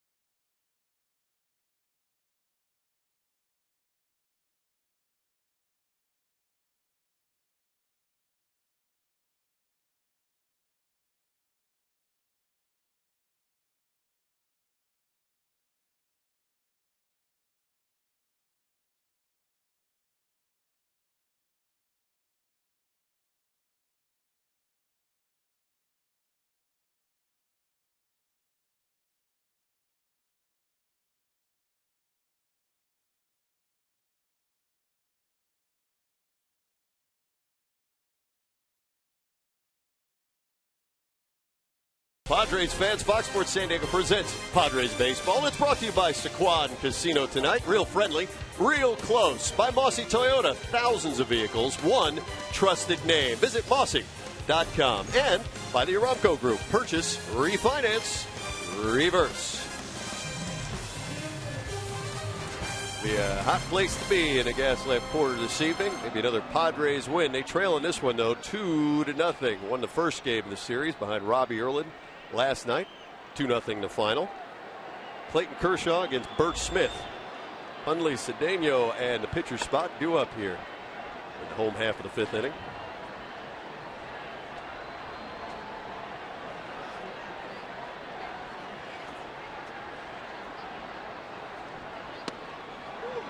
Nick struck out in the second.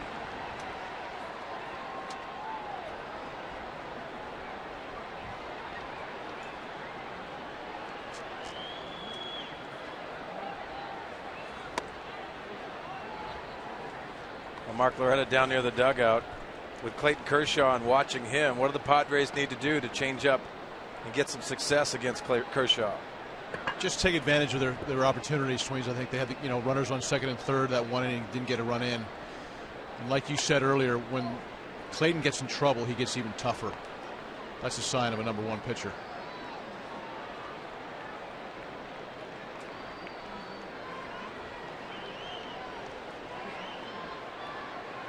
Three balls, 1 strike.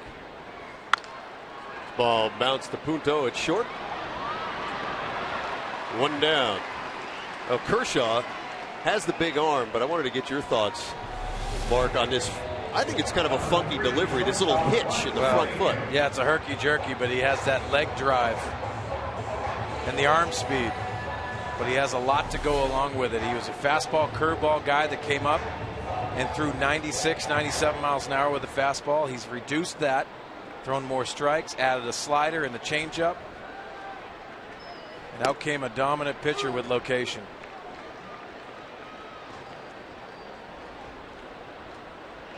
Mark Loretta, you've been around this young man. Your impressions of him just being around in that same uniform?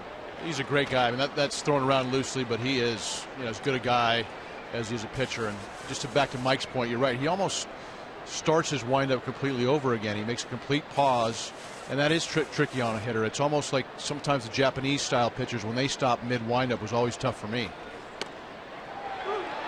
And Kershaw freezes Cedeno, second out of the inning. Another strikeout for young left-hander.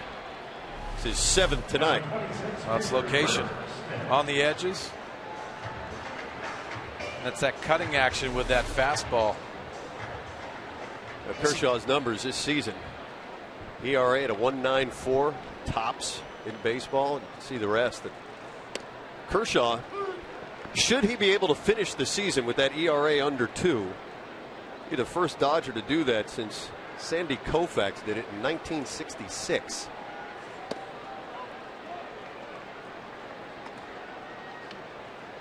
Kind of wondered what we'd see from Kershaw because he got the additional rest, and we talked about that a little bit in the open as to whether he might be a little strong. Well, I think that's all about setting their rotation up, moving forward into the playoffs. Bert Smith behind, 1 ball, 2 strikes. Bert's got his first big league hit. His only time up today, a single into third. Sharply between third and short.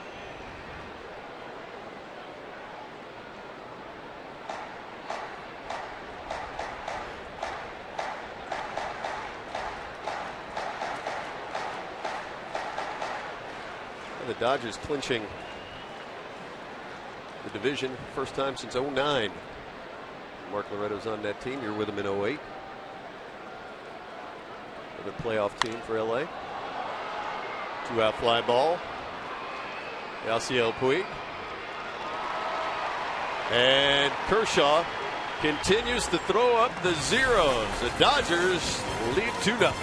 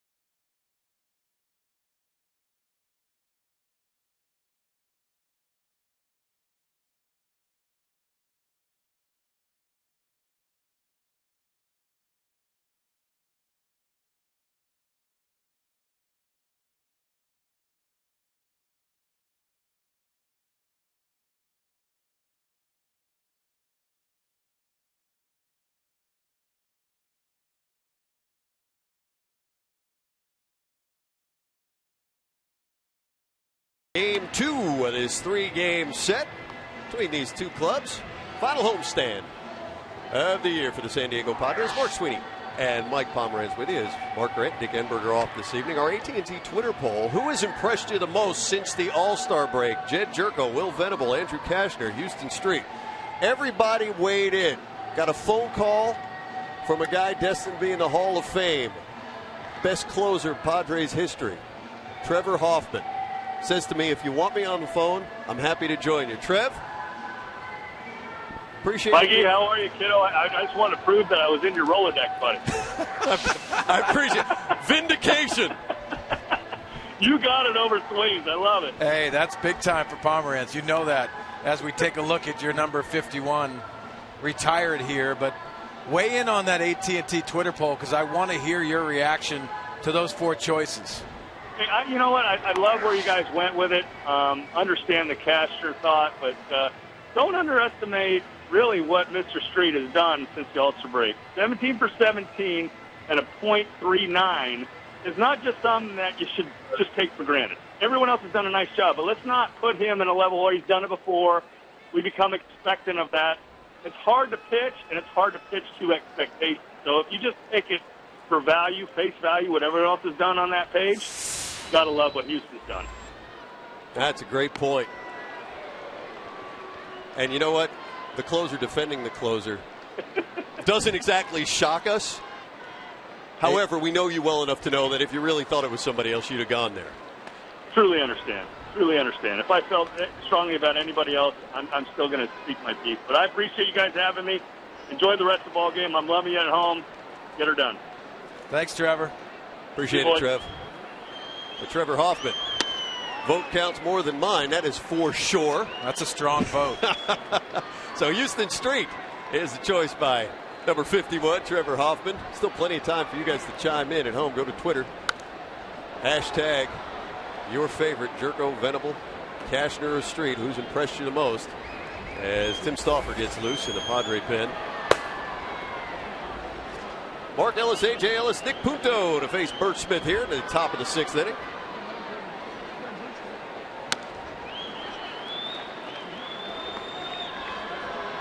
You see the last at bat from Mark Ellis. He walked previously before A.J. Ellis with the home run.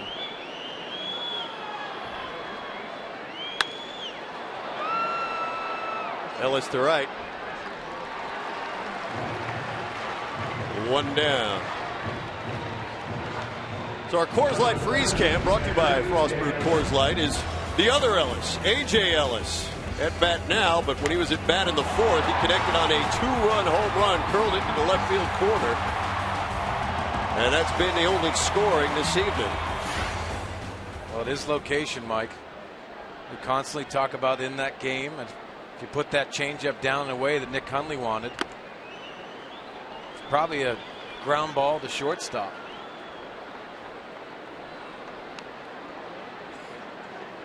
Well, they haven't scored a ton of runs, the Dodgers. They've done a lot of their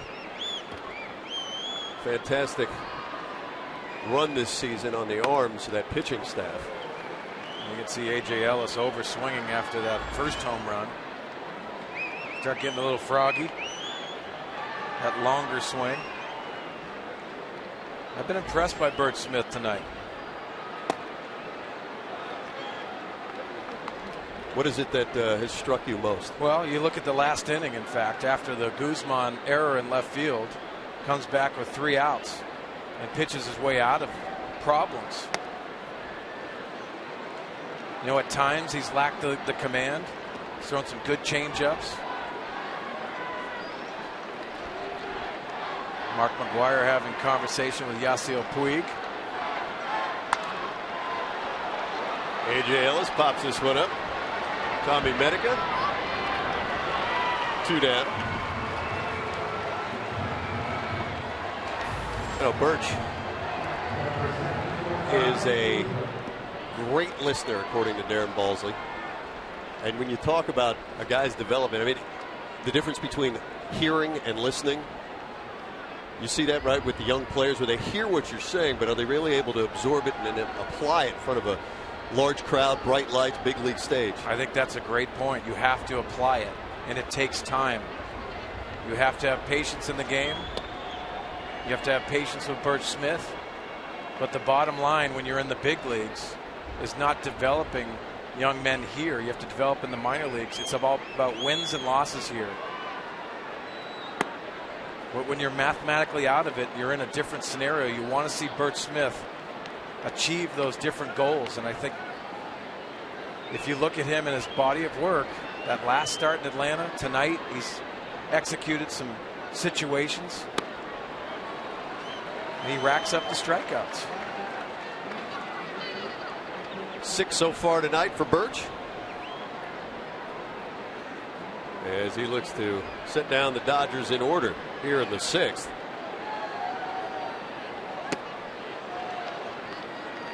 And Punto will battle you, though. Batting average, and probably a mid-250s kind of guy.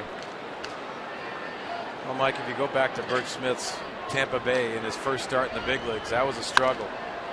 It's come a long way. Guzman coming in on this ball and left. No trouble with it this time as Punto is the 3rd out of the inning. Padres coming up in the home half of the 6th.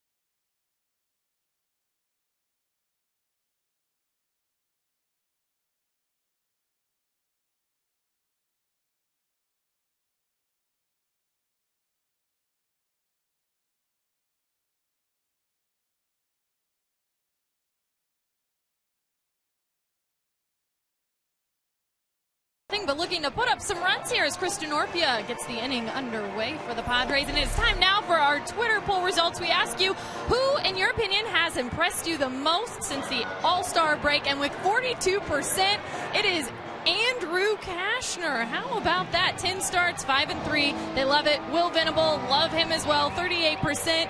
Jed Jerko, 12% there. And Houston Street coming in last with 6%. Of course, we heard from Trevor Hoffman. That was his vote. And there's one thing I just want to add on Houston Street. I remember something that stuck out to me back in June and July when he faltered there a little bit and gave up a couple of wins. He said, you know what, I want you to come back when you took some heat and judge me at the end of the season. It's all about the full body of work for him. And now, as you've talked about, Mike Pomeranz, 17 for 17, I think people might have a little bit of a different opinion.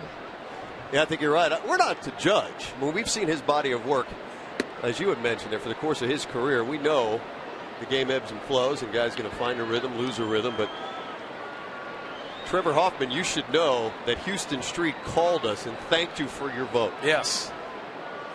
The future Hall of Famer. We thought. Thank you for weighing in, and you see that you did not sway the votes. We thought he'd have more influence. Vote early, vote often. I mean, I think right before that Twitter poll, we would have put on hell's bells. I think it would have spiked the voting. That'd have been a difference maker. Dodorfia, Headley, and Jerko against Kershaw in the bottom of the 6th inning. Hits have been tough to come by for both sides. Dodgers have 3, Padres have 2. And the Dodgers lead in the only category that matters. 2-0 ball game. Bert Smith. Whoa. That's an eye-opener.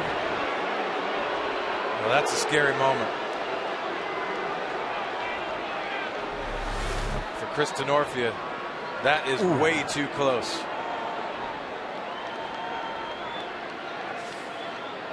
Well, you never like to see that. Unfortunately, Chris able to get himself out of the way. 2 balls, 2 strikes now. I'll tell you what. Credit to Norfield for even being able to stand in there and take another swing. Well, that's frustrating. I know Chris Tenorfia is a little upset, and he has reason to do it. That 2-strike pitch, Clayton Kershaw's control is unsettling.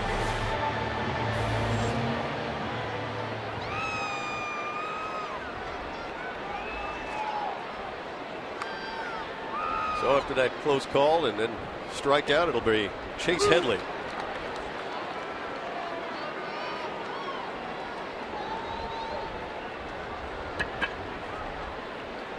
Well, you could just feel it in the crowd, too. Everybody's a little uneasy after that. That ball hammered down the left field line into the corner. Chase will roll around first and pull up with an easy double. And the Padres have a runner in scoring position. Now, Mike, there's moments in games that pick up intensity, and Chase Headley comes up with a beautiful swing on a fastball elevated, rips it down the line. But to get back to that intensity moment, Chase Headley was in the on-deck circle, and that pitch went by the head of Chris Tenorfia. Hopefully the Padre hitters took that in consideration and pick up the intensity. Here's Jed Jerko. He's been about as hot as anybody in a Padre uniform. Had himself a good road trip. He homered in last night's ball game, his 20th of the year, a solo shot. 2-0 final. He's got a chance to do a little damage here. Jed is 0 for 1 this evening. He walked in the first. Jed Jerko's also had some fastballs down and in. Now that last pitch was located down and away. Pitching in different quadrants. San Diego could certainly use a hit here with runners in scoring position. 0 for 4 tonight. 0 for 11 last night. Carlos Quinton, trainer Todd Hutchinson.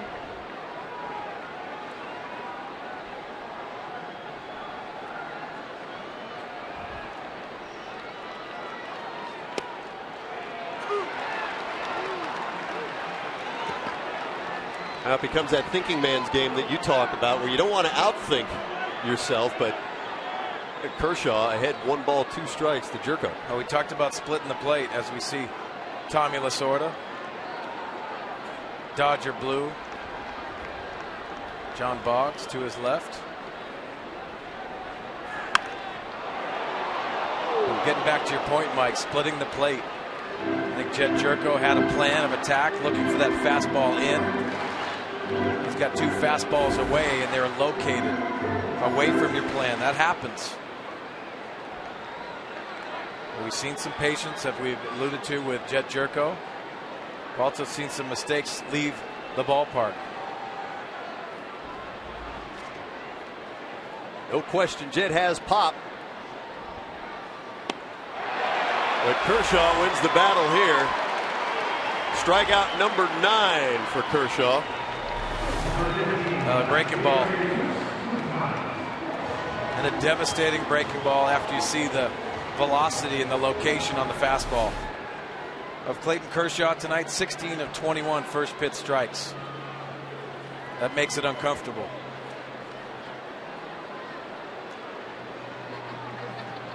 Here's Jesus Guzman.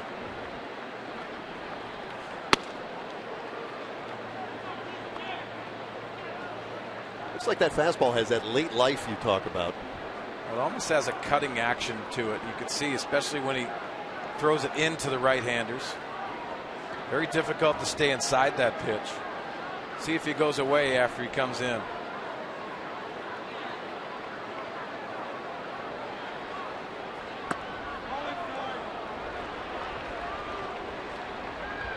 See Ellis try to frame it there.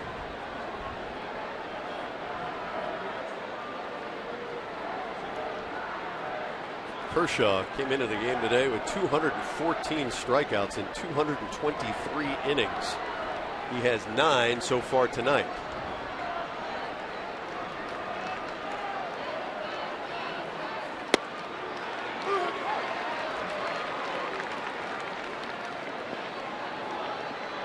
You can see how Gibson, the home plate umpire, is being very liberal with that strike zone inside. You can see right in here, that's off the plate, and he's getting those calls. You can see number 3.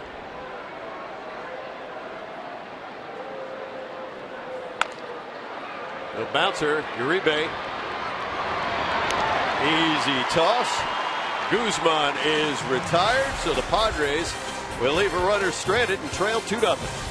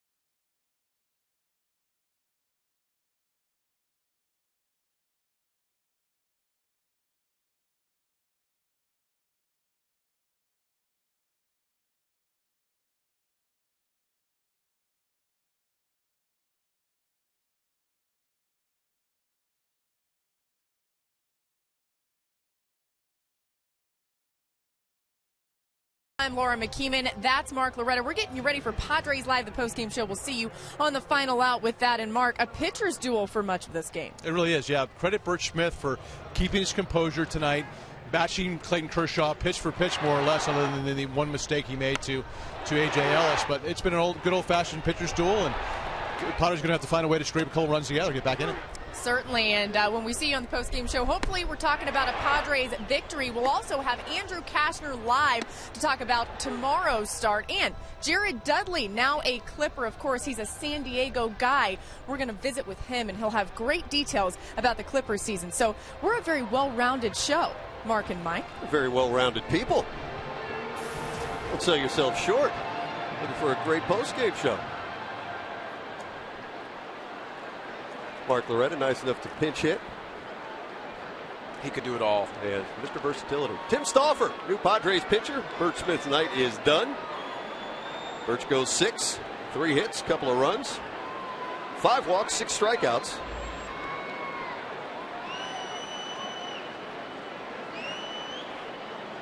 And Clayton Kershaw lays one down, button for the hit. Headley can't make a play.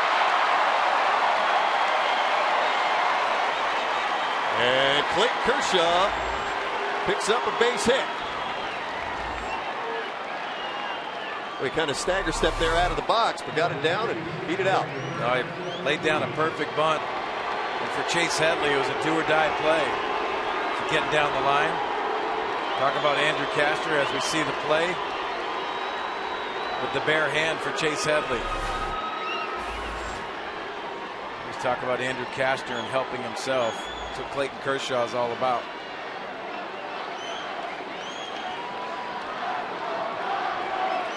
So with a runner on, Stauffer will face Yasiel Puig, who hammers this ball to center field, and Kristen Orthia can do nothing but look up. That ball is way out of here. Yasiel Puig, home run number 18. It is now 4-0 Los Angeles.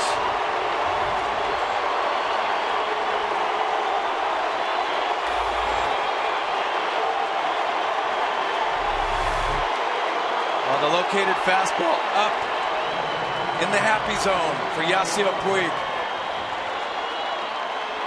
If you haven't seen him live, this is impressive.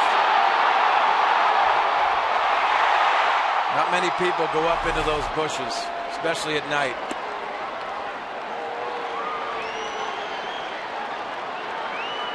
Well, Yasiel, you can have a little fun with his guys in the dugout, but that is one special talent.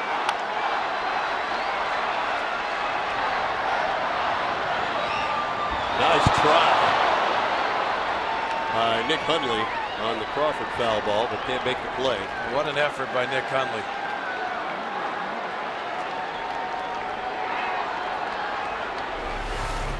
This is the effort that you want to watch, and that chair in the way. Looking down, trying to assess the area, and just misses it off his glove. The chair's there for security guards to get out of the way. Ball hit pretty well right field. It's right at Kyle Blanks. So Crawford's gone. And that'll bring up Matt Kemp. You see that Puig ball just carrying out there to center field, and you knew it was struck well. You saw Kristen Orfia's reaction, giving chase in center field, and he looked up. Yeah, he didn't do much chasing. Took a couple steps. Watched the carry on the baseball.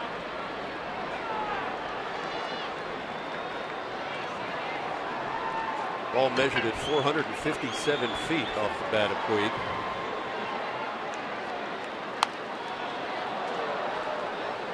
Well, Mike, you talk about sounds off the bat. Different sounds. Mark McGuire right there, the hitting coach, had that different sound when he hit home runs. I know it puts a smile on his face to work with some of these hitters. Especially Yasiel Puig. Good changeup.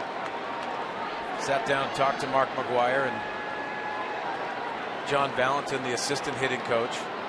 They have a lot of talent to work with, but it's getting healthy, getting these guys needed at bats. You know, you see a home run like Puig's, and fans often wonder how those distances compare. Adrian Gonzalez still has the longest home run hit ever here at Petco. 458 feet, just a foot further than Puig's tonight. And Stauffer gets Kemp. Kemp doesn't like it, but he'll walk back to the dugout. And Adrian Gonzalez will dig in.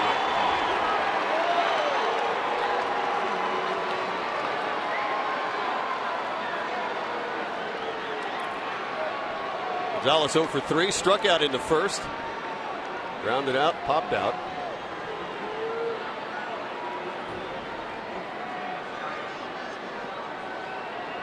Tommy Lasorda looking over his troops. Well, the ambassador of baseball, the passion that that man has for this game. Well, he thinks the world of you. I enjoyed when you brought him on the set last year. You know, the luxury of just being in the major leagues, no matter what uniform you're in, but you get to spend some time with Tommy Lasorda and you understand what he's gone through in the game. It's all about the game of baseball for that man. He's very proud of the Los Angeles Dodgers, and he'll let you know about it.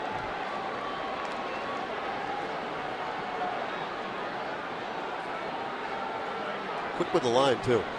Yeah. Isn't it? Great personalities in the game. Count even now. 2 balls, 2 strikes with 2 outs to Gonzalez. Another nice crowd here at Petco tonight. 40,572.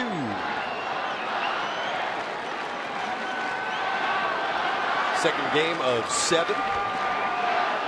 Round out the homestand. The final one of the 2013 season for the Padres. Bounced. Oh, a misplay, a horrible misplay by the Padres there. They played the big shift. Cedeno was over right next to Jed Jerko. I got it, you take it. And Gonzalez is able to dribble one through a shifted infield. So you see a tailor-made ground ball to the shift. So Jed Jerko going to the right, Ronnie Cedeno going to the left, you take it. You also saw Adrian Gonzalez doing the explosion with his hands on a ground ball. Not a fan of that. No, I'm sure that doesn't sit well with anybody in the Padres dugout. But Gonzalez has good numbers against his former team.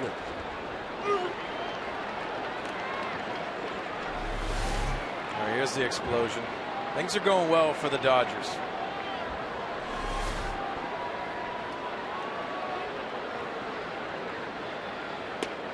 And they've taken the heat for celebrating in Arizona in the swimming pool at Chase Field, and sometimes a gesture here or there, Mark, right? Rub the other team the wrong way. Yeah, and you know what? It's a matter of opinion. Uribe with 2 outs. It's this one to center field, and Denorfia comes in, and that will finally do it for the Dodgers in the 7th inning, but not before Yasiel Puig lays into a Tim Stauffer pitch, a 2-run shot, a couple of 2-run home runs. Padres down 4-0.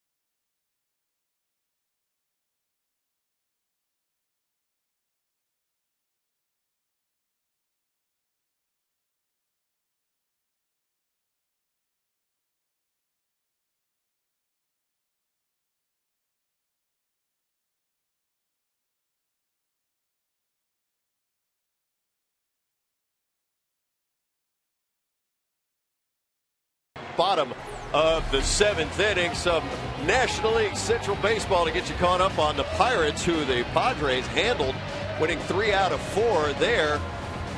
Russell Martin deposits one in the seats. Pirates battling Cincinnati in a very important ball game for them. They would beat the Reds 4-2, the final score at PNC Park. As the playoff picture gets a little bit clearer, but at National League Central sure getting exciting. The Cardinals over the Brewers 7-2. Adams 2 for 4 with a home run. It's getting tight. I'll credit the Padres for playing well in Pittsburgh. That was a much needed win, as you talked about. You could see Pittsburgh in a pretty good situation, but they would have been a better situation if the Padres weren't in town last week. The Nationals hanging right there, playing good baseball. They dug themselves quite a hole, but they're only 4.5 back today. Tommy Medica and Kyle Blank's Nick Hundley scheduled. MEDICA 0 for 2, couple of strikeouts.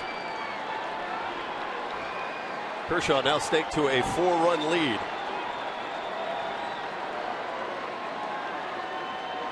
He has 9 strikeouts so far tonight.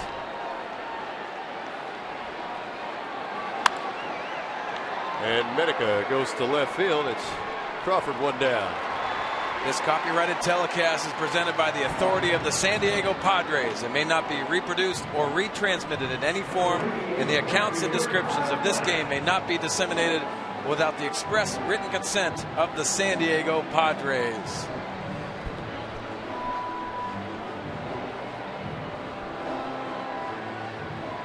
Yasiel Puig feasting on a Tim Stauffer pitch in the 7th. 2-run shot. It's Kyle Blanks.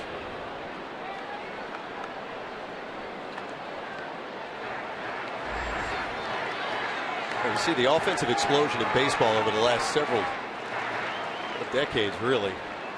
All the more impressive that any pitcher can run through a year with an ERA under 2. Well, Mike, another impressive stat.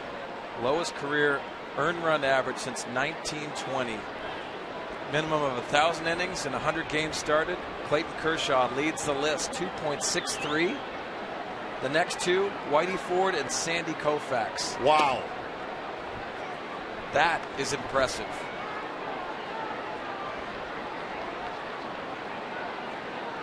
It's good to see Mark Grant coming to the ball game tonight. Even on an off day here to support the Padres. That's a heck of a list, right? 25 years old. So Kershaw clearly has figured it out. A lot of good arms around baseball, but to be able to put up those numbers year in and year out. Worth a tip of the cap. Looking for some bright things, too, from these Padres young arms.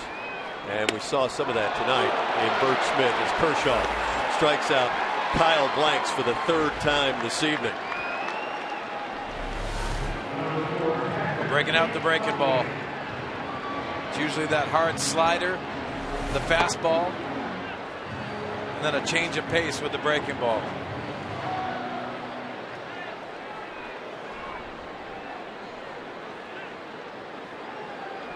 Second time this season Kershaw has struck out 10. His high for the year is 12. Struck out 11 once as well. Nick Hundley 0 for 2. Strikeout and a ground out. Nick's had success against Clayton Kershaw. It'll be tough to get it tonight as URIBE will retire Nick Hundley, and the Padres go down in order. After 7, they trail by 4.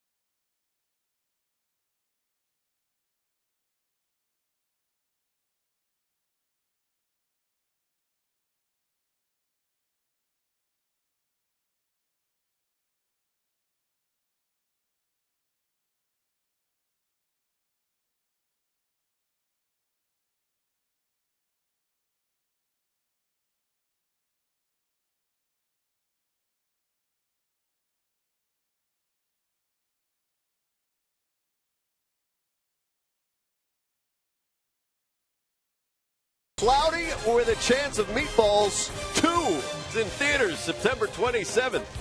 By Petco, where the healthy pets go. And by your San Diego County Lexus dealer, who invites you to test drive a luxurious Lexus automobile today. Top of the 8th inning on a gorgeous Saturday night. Clayton Kershaw throwing himself a Clayton Kershaw type ball game. Now with a 4-run lead, it'll be Brad Boxberger taking over for Tim Stauffer. Well, with Brad Boxberger, this is an audition of sorts. Coming in and limiting the damage. At solid AAA numbers. He's pitched better of late.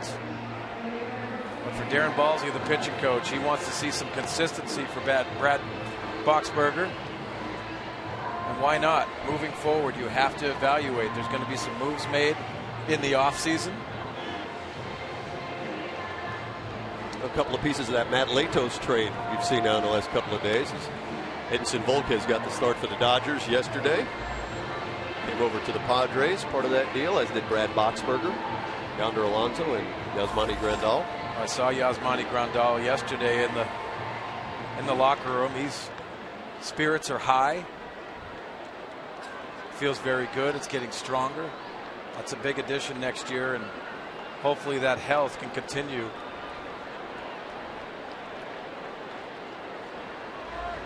Hey, Yasmani's knee on the mend. I thought that was a time in this year that was very devastating. Well, Mark Ellis lifts his ball to blanks and right, 1 down. Very devastating to the San Diego Padres. Saw some good things with him, especially behind the plate. Not taking anything away from Nick Hundley, but it was a good mixture. Switch hitting catcher with power.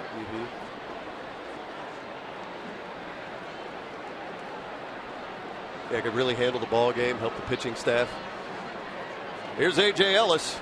He put the Dodgers up 2-0 in the 4th. Hooked a home run to left.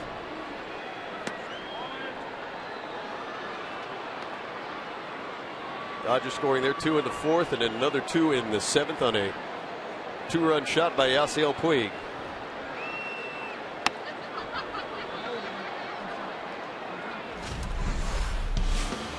And Bert Smith down and in there. But Ellis just curled it over the wall.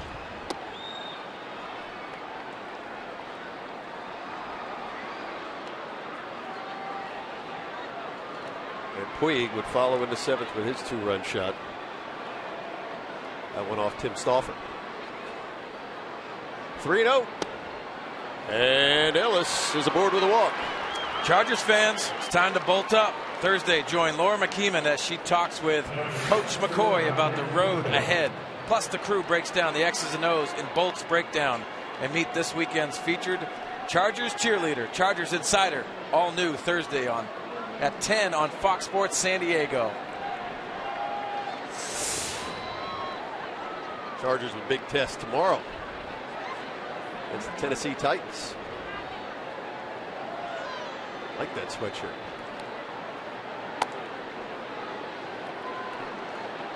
Nick Hundley will chat things over with Brad Boxberger, who got Mark Ellis to fly out to start the 8th and then lost A.J. Ellis on walk, and behind Nick Punto, a ball and no strikes. We can see Nick Hundley going out. Bud Black writing some notes. Consistency for Brad Boxberger and the walks. That'll frustrate any manager and pitching coach.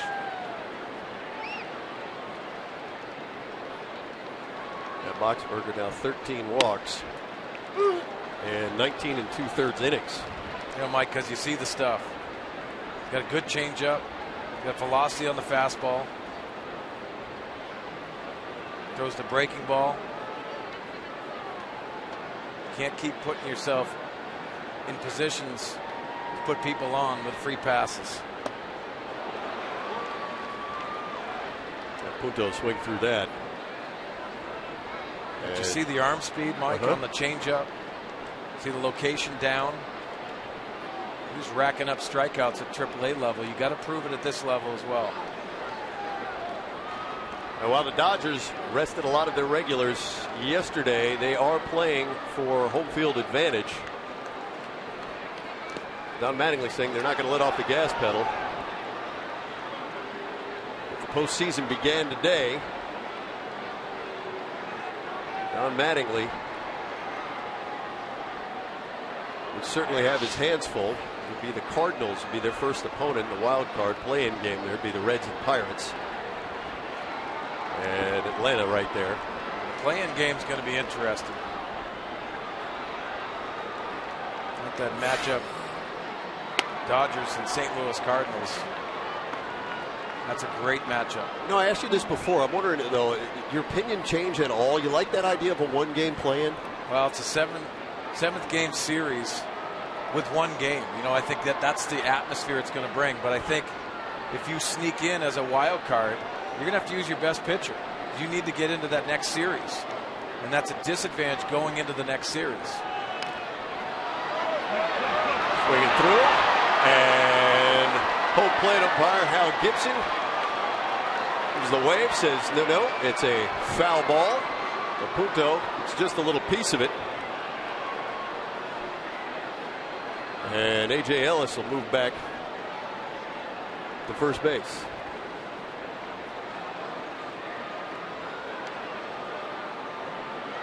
Ellis off with the pitch, a little bit of commotion. As Skip Schumacher waits on deck. Hitting in the pitcher spot. Unless Brad Boxberger can roll a 2-ball here.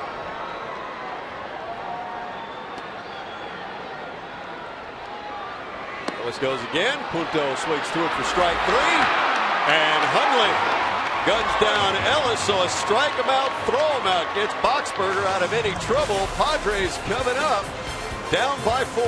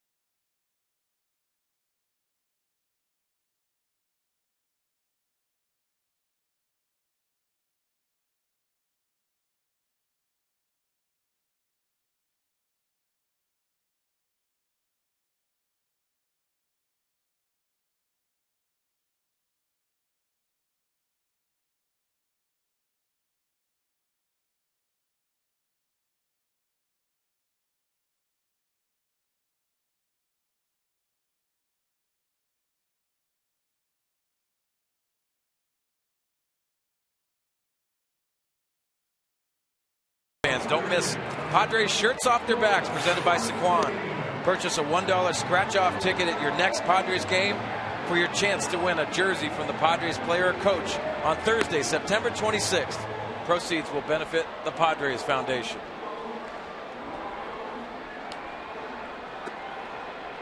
Padres got to get a little offense going. There's a brand new pitcher on the mound for the Dodgers. Hopefully that will help because Clayton Kershaw was very tough, as is usually the case tonight.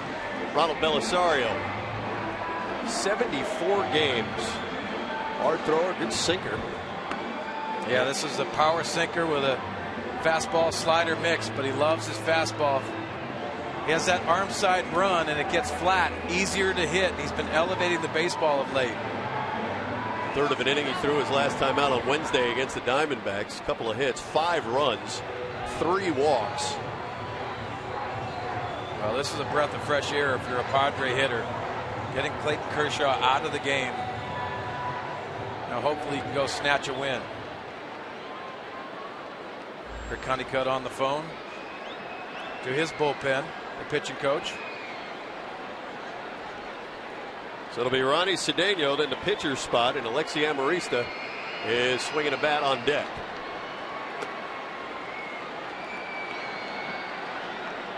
Cedeno looking for his first hit today.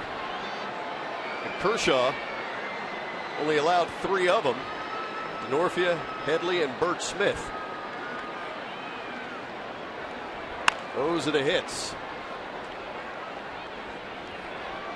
A lot of movement on the pitches by Ronald Belisario.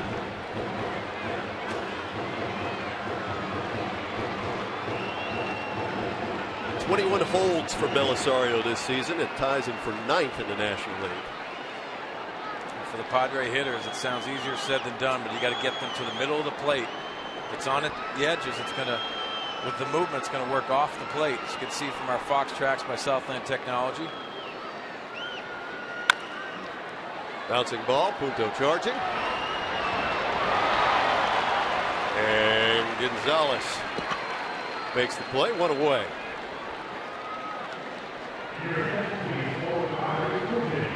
You know, we saw the defense of D. Gordon yesterday and how erratic he can be despite his skills. Nick Punto, that's a different customer at short tonight. One of the better defenders, perhaps in baseball. Certainly one of the most versatile. Well, Hanley Ramirez has done a nice job for the Los Angeles Dodgers, but Nick Punto is going to be that guy that you can double switch with defensively when you have a lead. Here's Hanley Ramirez. Tweaked his back and then hits 2 home runs in the game that decides it for the Dodgers. A couple of games ago against the Diamondbacks, and had yesterday off again today. Alexi Amarista, the pinch hitter.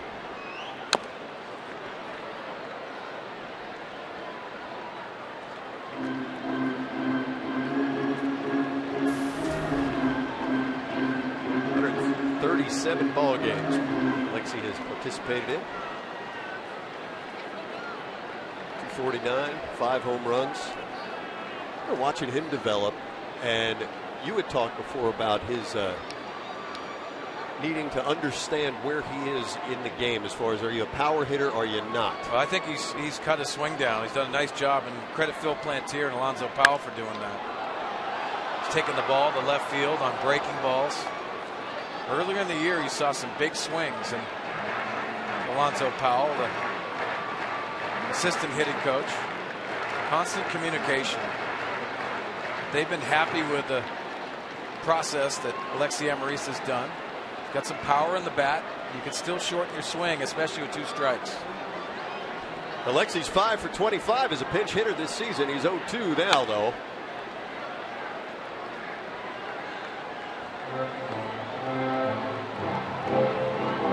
Padres evaluating all of their players. The Dodgers doing the same for a different reason as they look to shape that postseason roster. There could be some very difficult conversations for Don Mattingly and the Dodgers.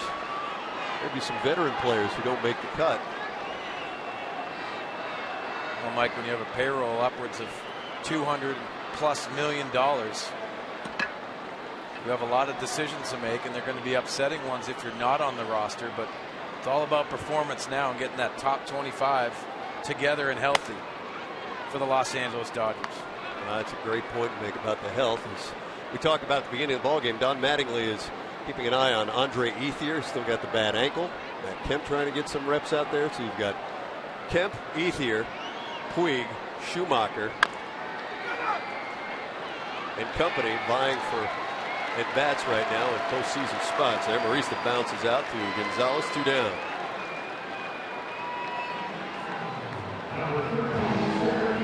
Well, Mike, last year the Dodgers did not finish the year off well, but for the Padres moving forward, they would like to be where the Dodgers are. And that's why we talk about evaluating.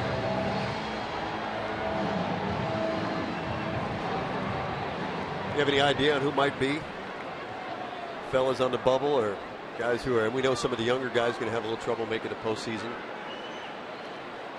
Well, I think it's about pitching and how they align. You like to have a long man in the bullpen, but you need probably 4 starters in the playoffs. And what a luxury it is for Rick Honeycutt, the pitching coach right there on the phone, to have Clayton Kershaw and Zach Greinke to lead that staff.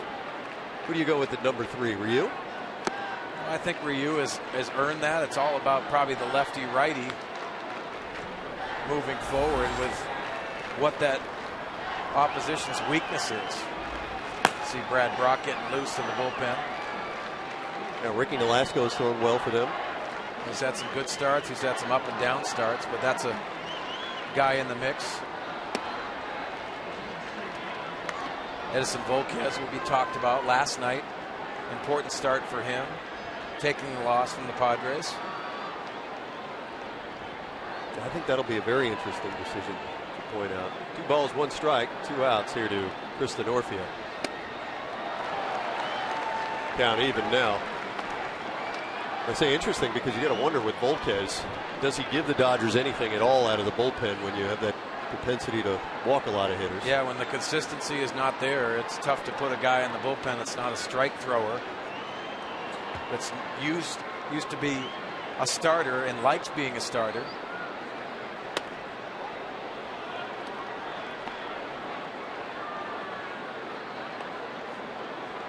You've had postseason experience, as every Padres fan knows. On that 98 team that went to the World Series, is it an anxious time of year for players? It is. You know, it's almost like you want to finish it, especially when you clinch. And Belisario will finish Denorfia there. 3 up, 3 down for the Padres. We're heading to the top of the 9th inning. Padres trail 4-0.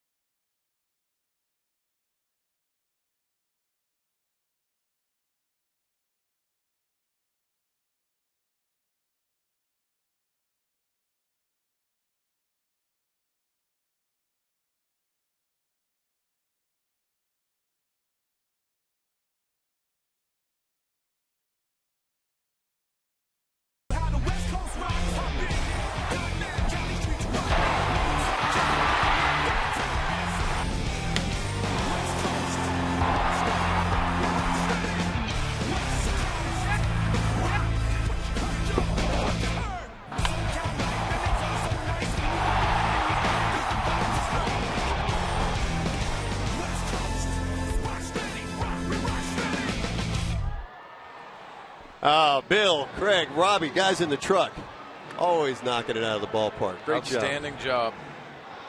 Taking all that fine video. Cholo Scarf giveaway day. Whatever it takes to start a rally. Whatever it takes. Get something going. But they first need to take care of business here defensively. Brad Brock is the new Padre pitcher. 31 games this season. ERA at 3.41. Opponent average 3.19. Skip Schumacher, pinch hitting, will lead things off. Schumacher was 3 for 4 last night.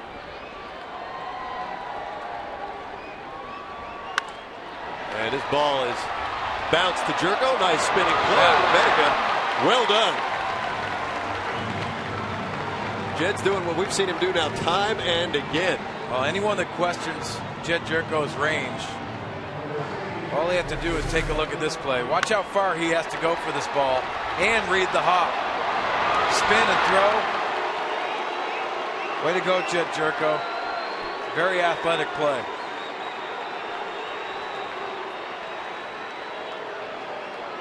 Takes his time, sets his eyes, good strong throw. So Schumacher out for the Dodgers. We'll bring up Yasiel Puig.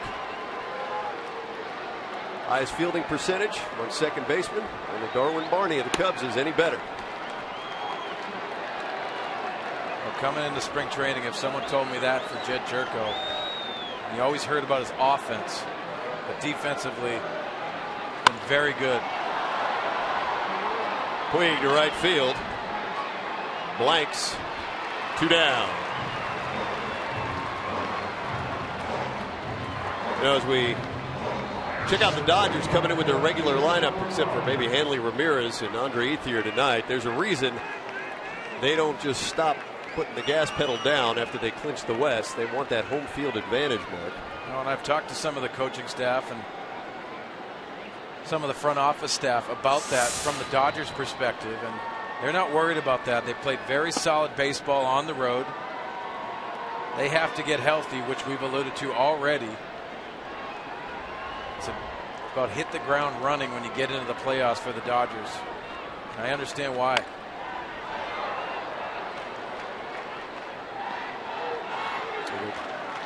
Keeping guys healthy, as you pointed out, is maybe the single toughest thing. Oh, you don't have a crystal ball. You got to get the guys right. You try to get them enough at bats where they feel comfortable and set up your pitching.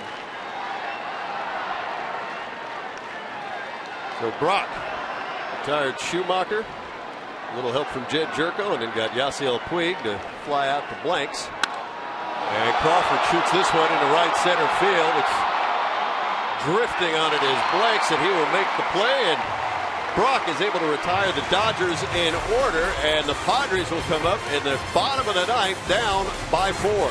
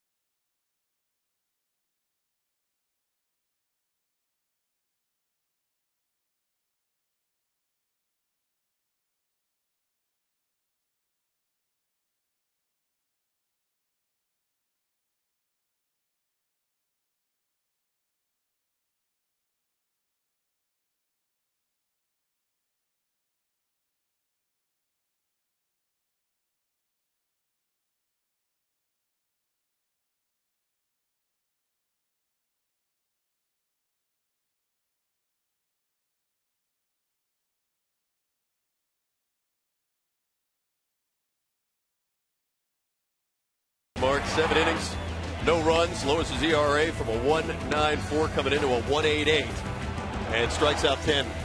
Well, Mike, we talked about the success that the Padres had and picked up the intensity for Clayton Kershaw. Losing 3 times to the Padres probably didn't sit very well from the youngster. Dominating performance tonight. Give credit where credit's due.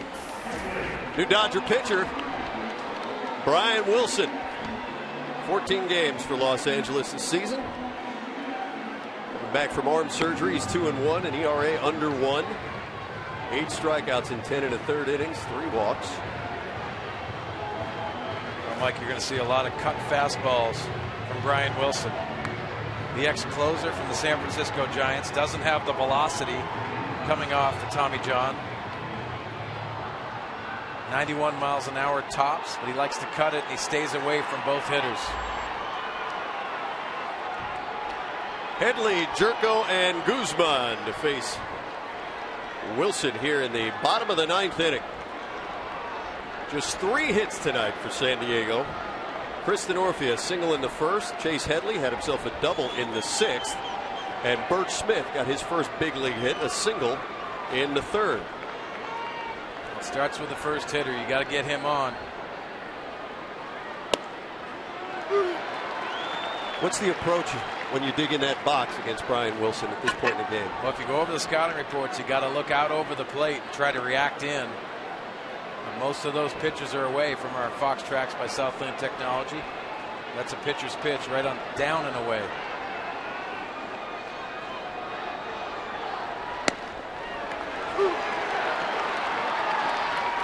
Now the challenge for Chase Headley is he's used to seeing Brian Wilson in that Giants uniform throwing with velocity and throwing in. Now he's changed his ways, working on that outer edge, but they have that information. And Headley is gone in 3 pitches. That fastball there at 93. Cut her way. 4-seamer elevated in the strike zone.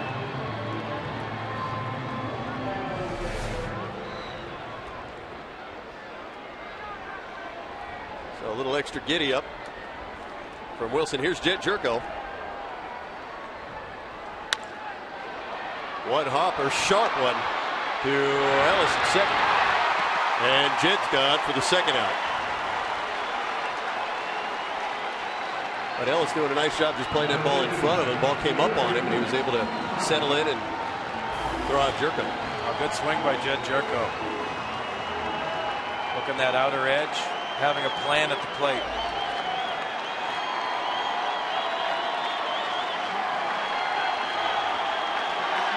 Padres down to their last out. And it's Jesus Guzman.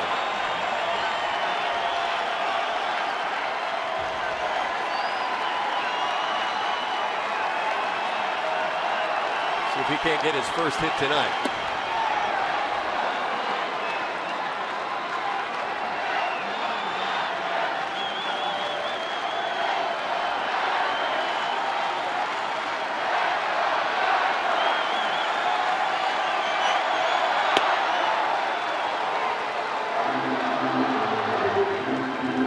Works the count to 2 balls and a strike. Remember, they used to say fear the beard in San Francisco. As you point out, the velocity not being what it once was. It's maybe not as much to fear, but the control has certainly been there tonight. Well, he gives the added element to Don Mattingly and his pitching staff. Just deepens that bullpen. Brandon League has gone through some struggles. They brought him in to be that setup man. I thought this was a good signing for the Dodgers. And bringing in that mentality for Brian Wilson as that closer mentality. And Wilson will strike out Guzman to end the game. Strikes out Headley, gets Jerko to ground out, and Guzman gone. Dodgers win 4-0. Let's check out what's coming up on Padres Live, the postgame show with Laura McKeevan. Laura? All right, Michael, coming up on Padres Live, we've got a live interview with Andrew Cashner. He'll get the start tomorrow, and coming off his almost perfect game, he'll tell us what his mindset is going in tomorrow. Also, Jared Dudley from the Clippers stops by. Stay tuned.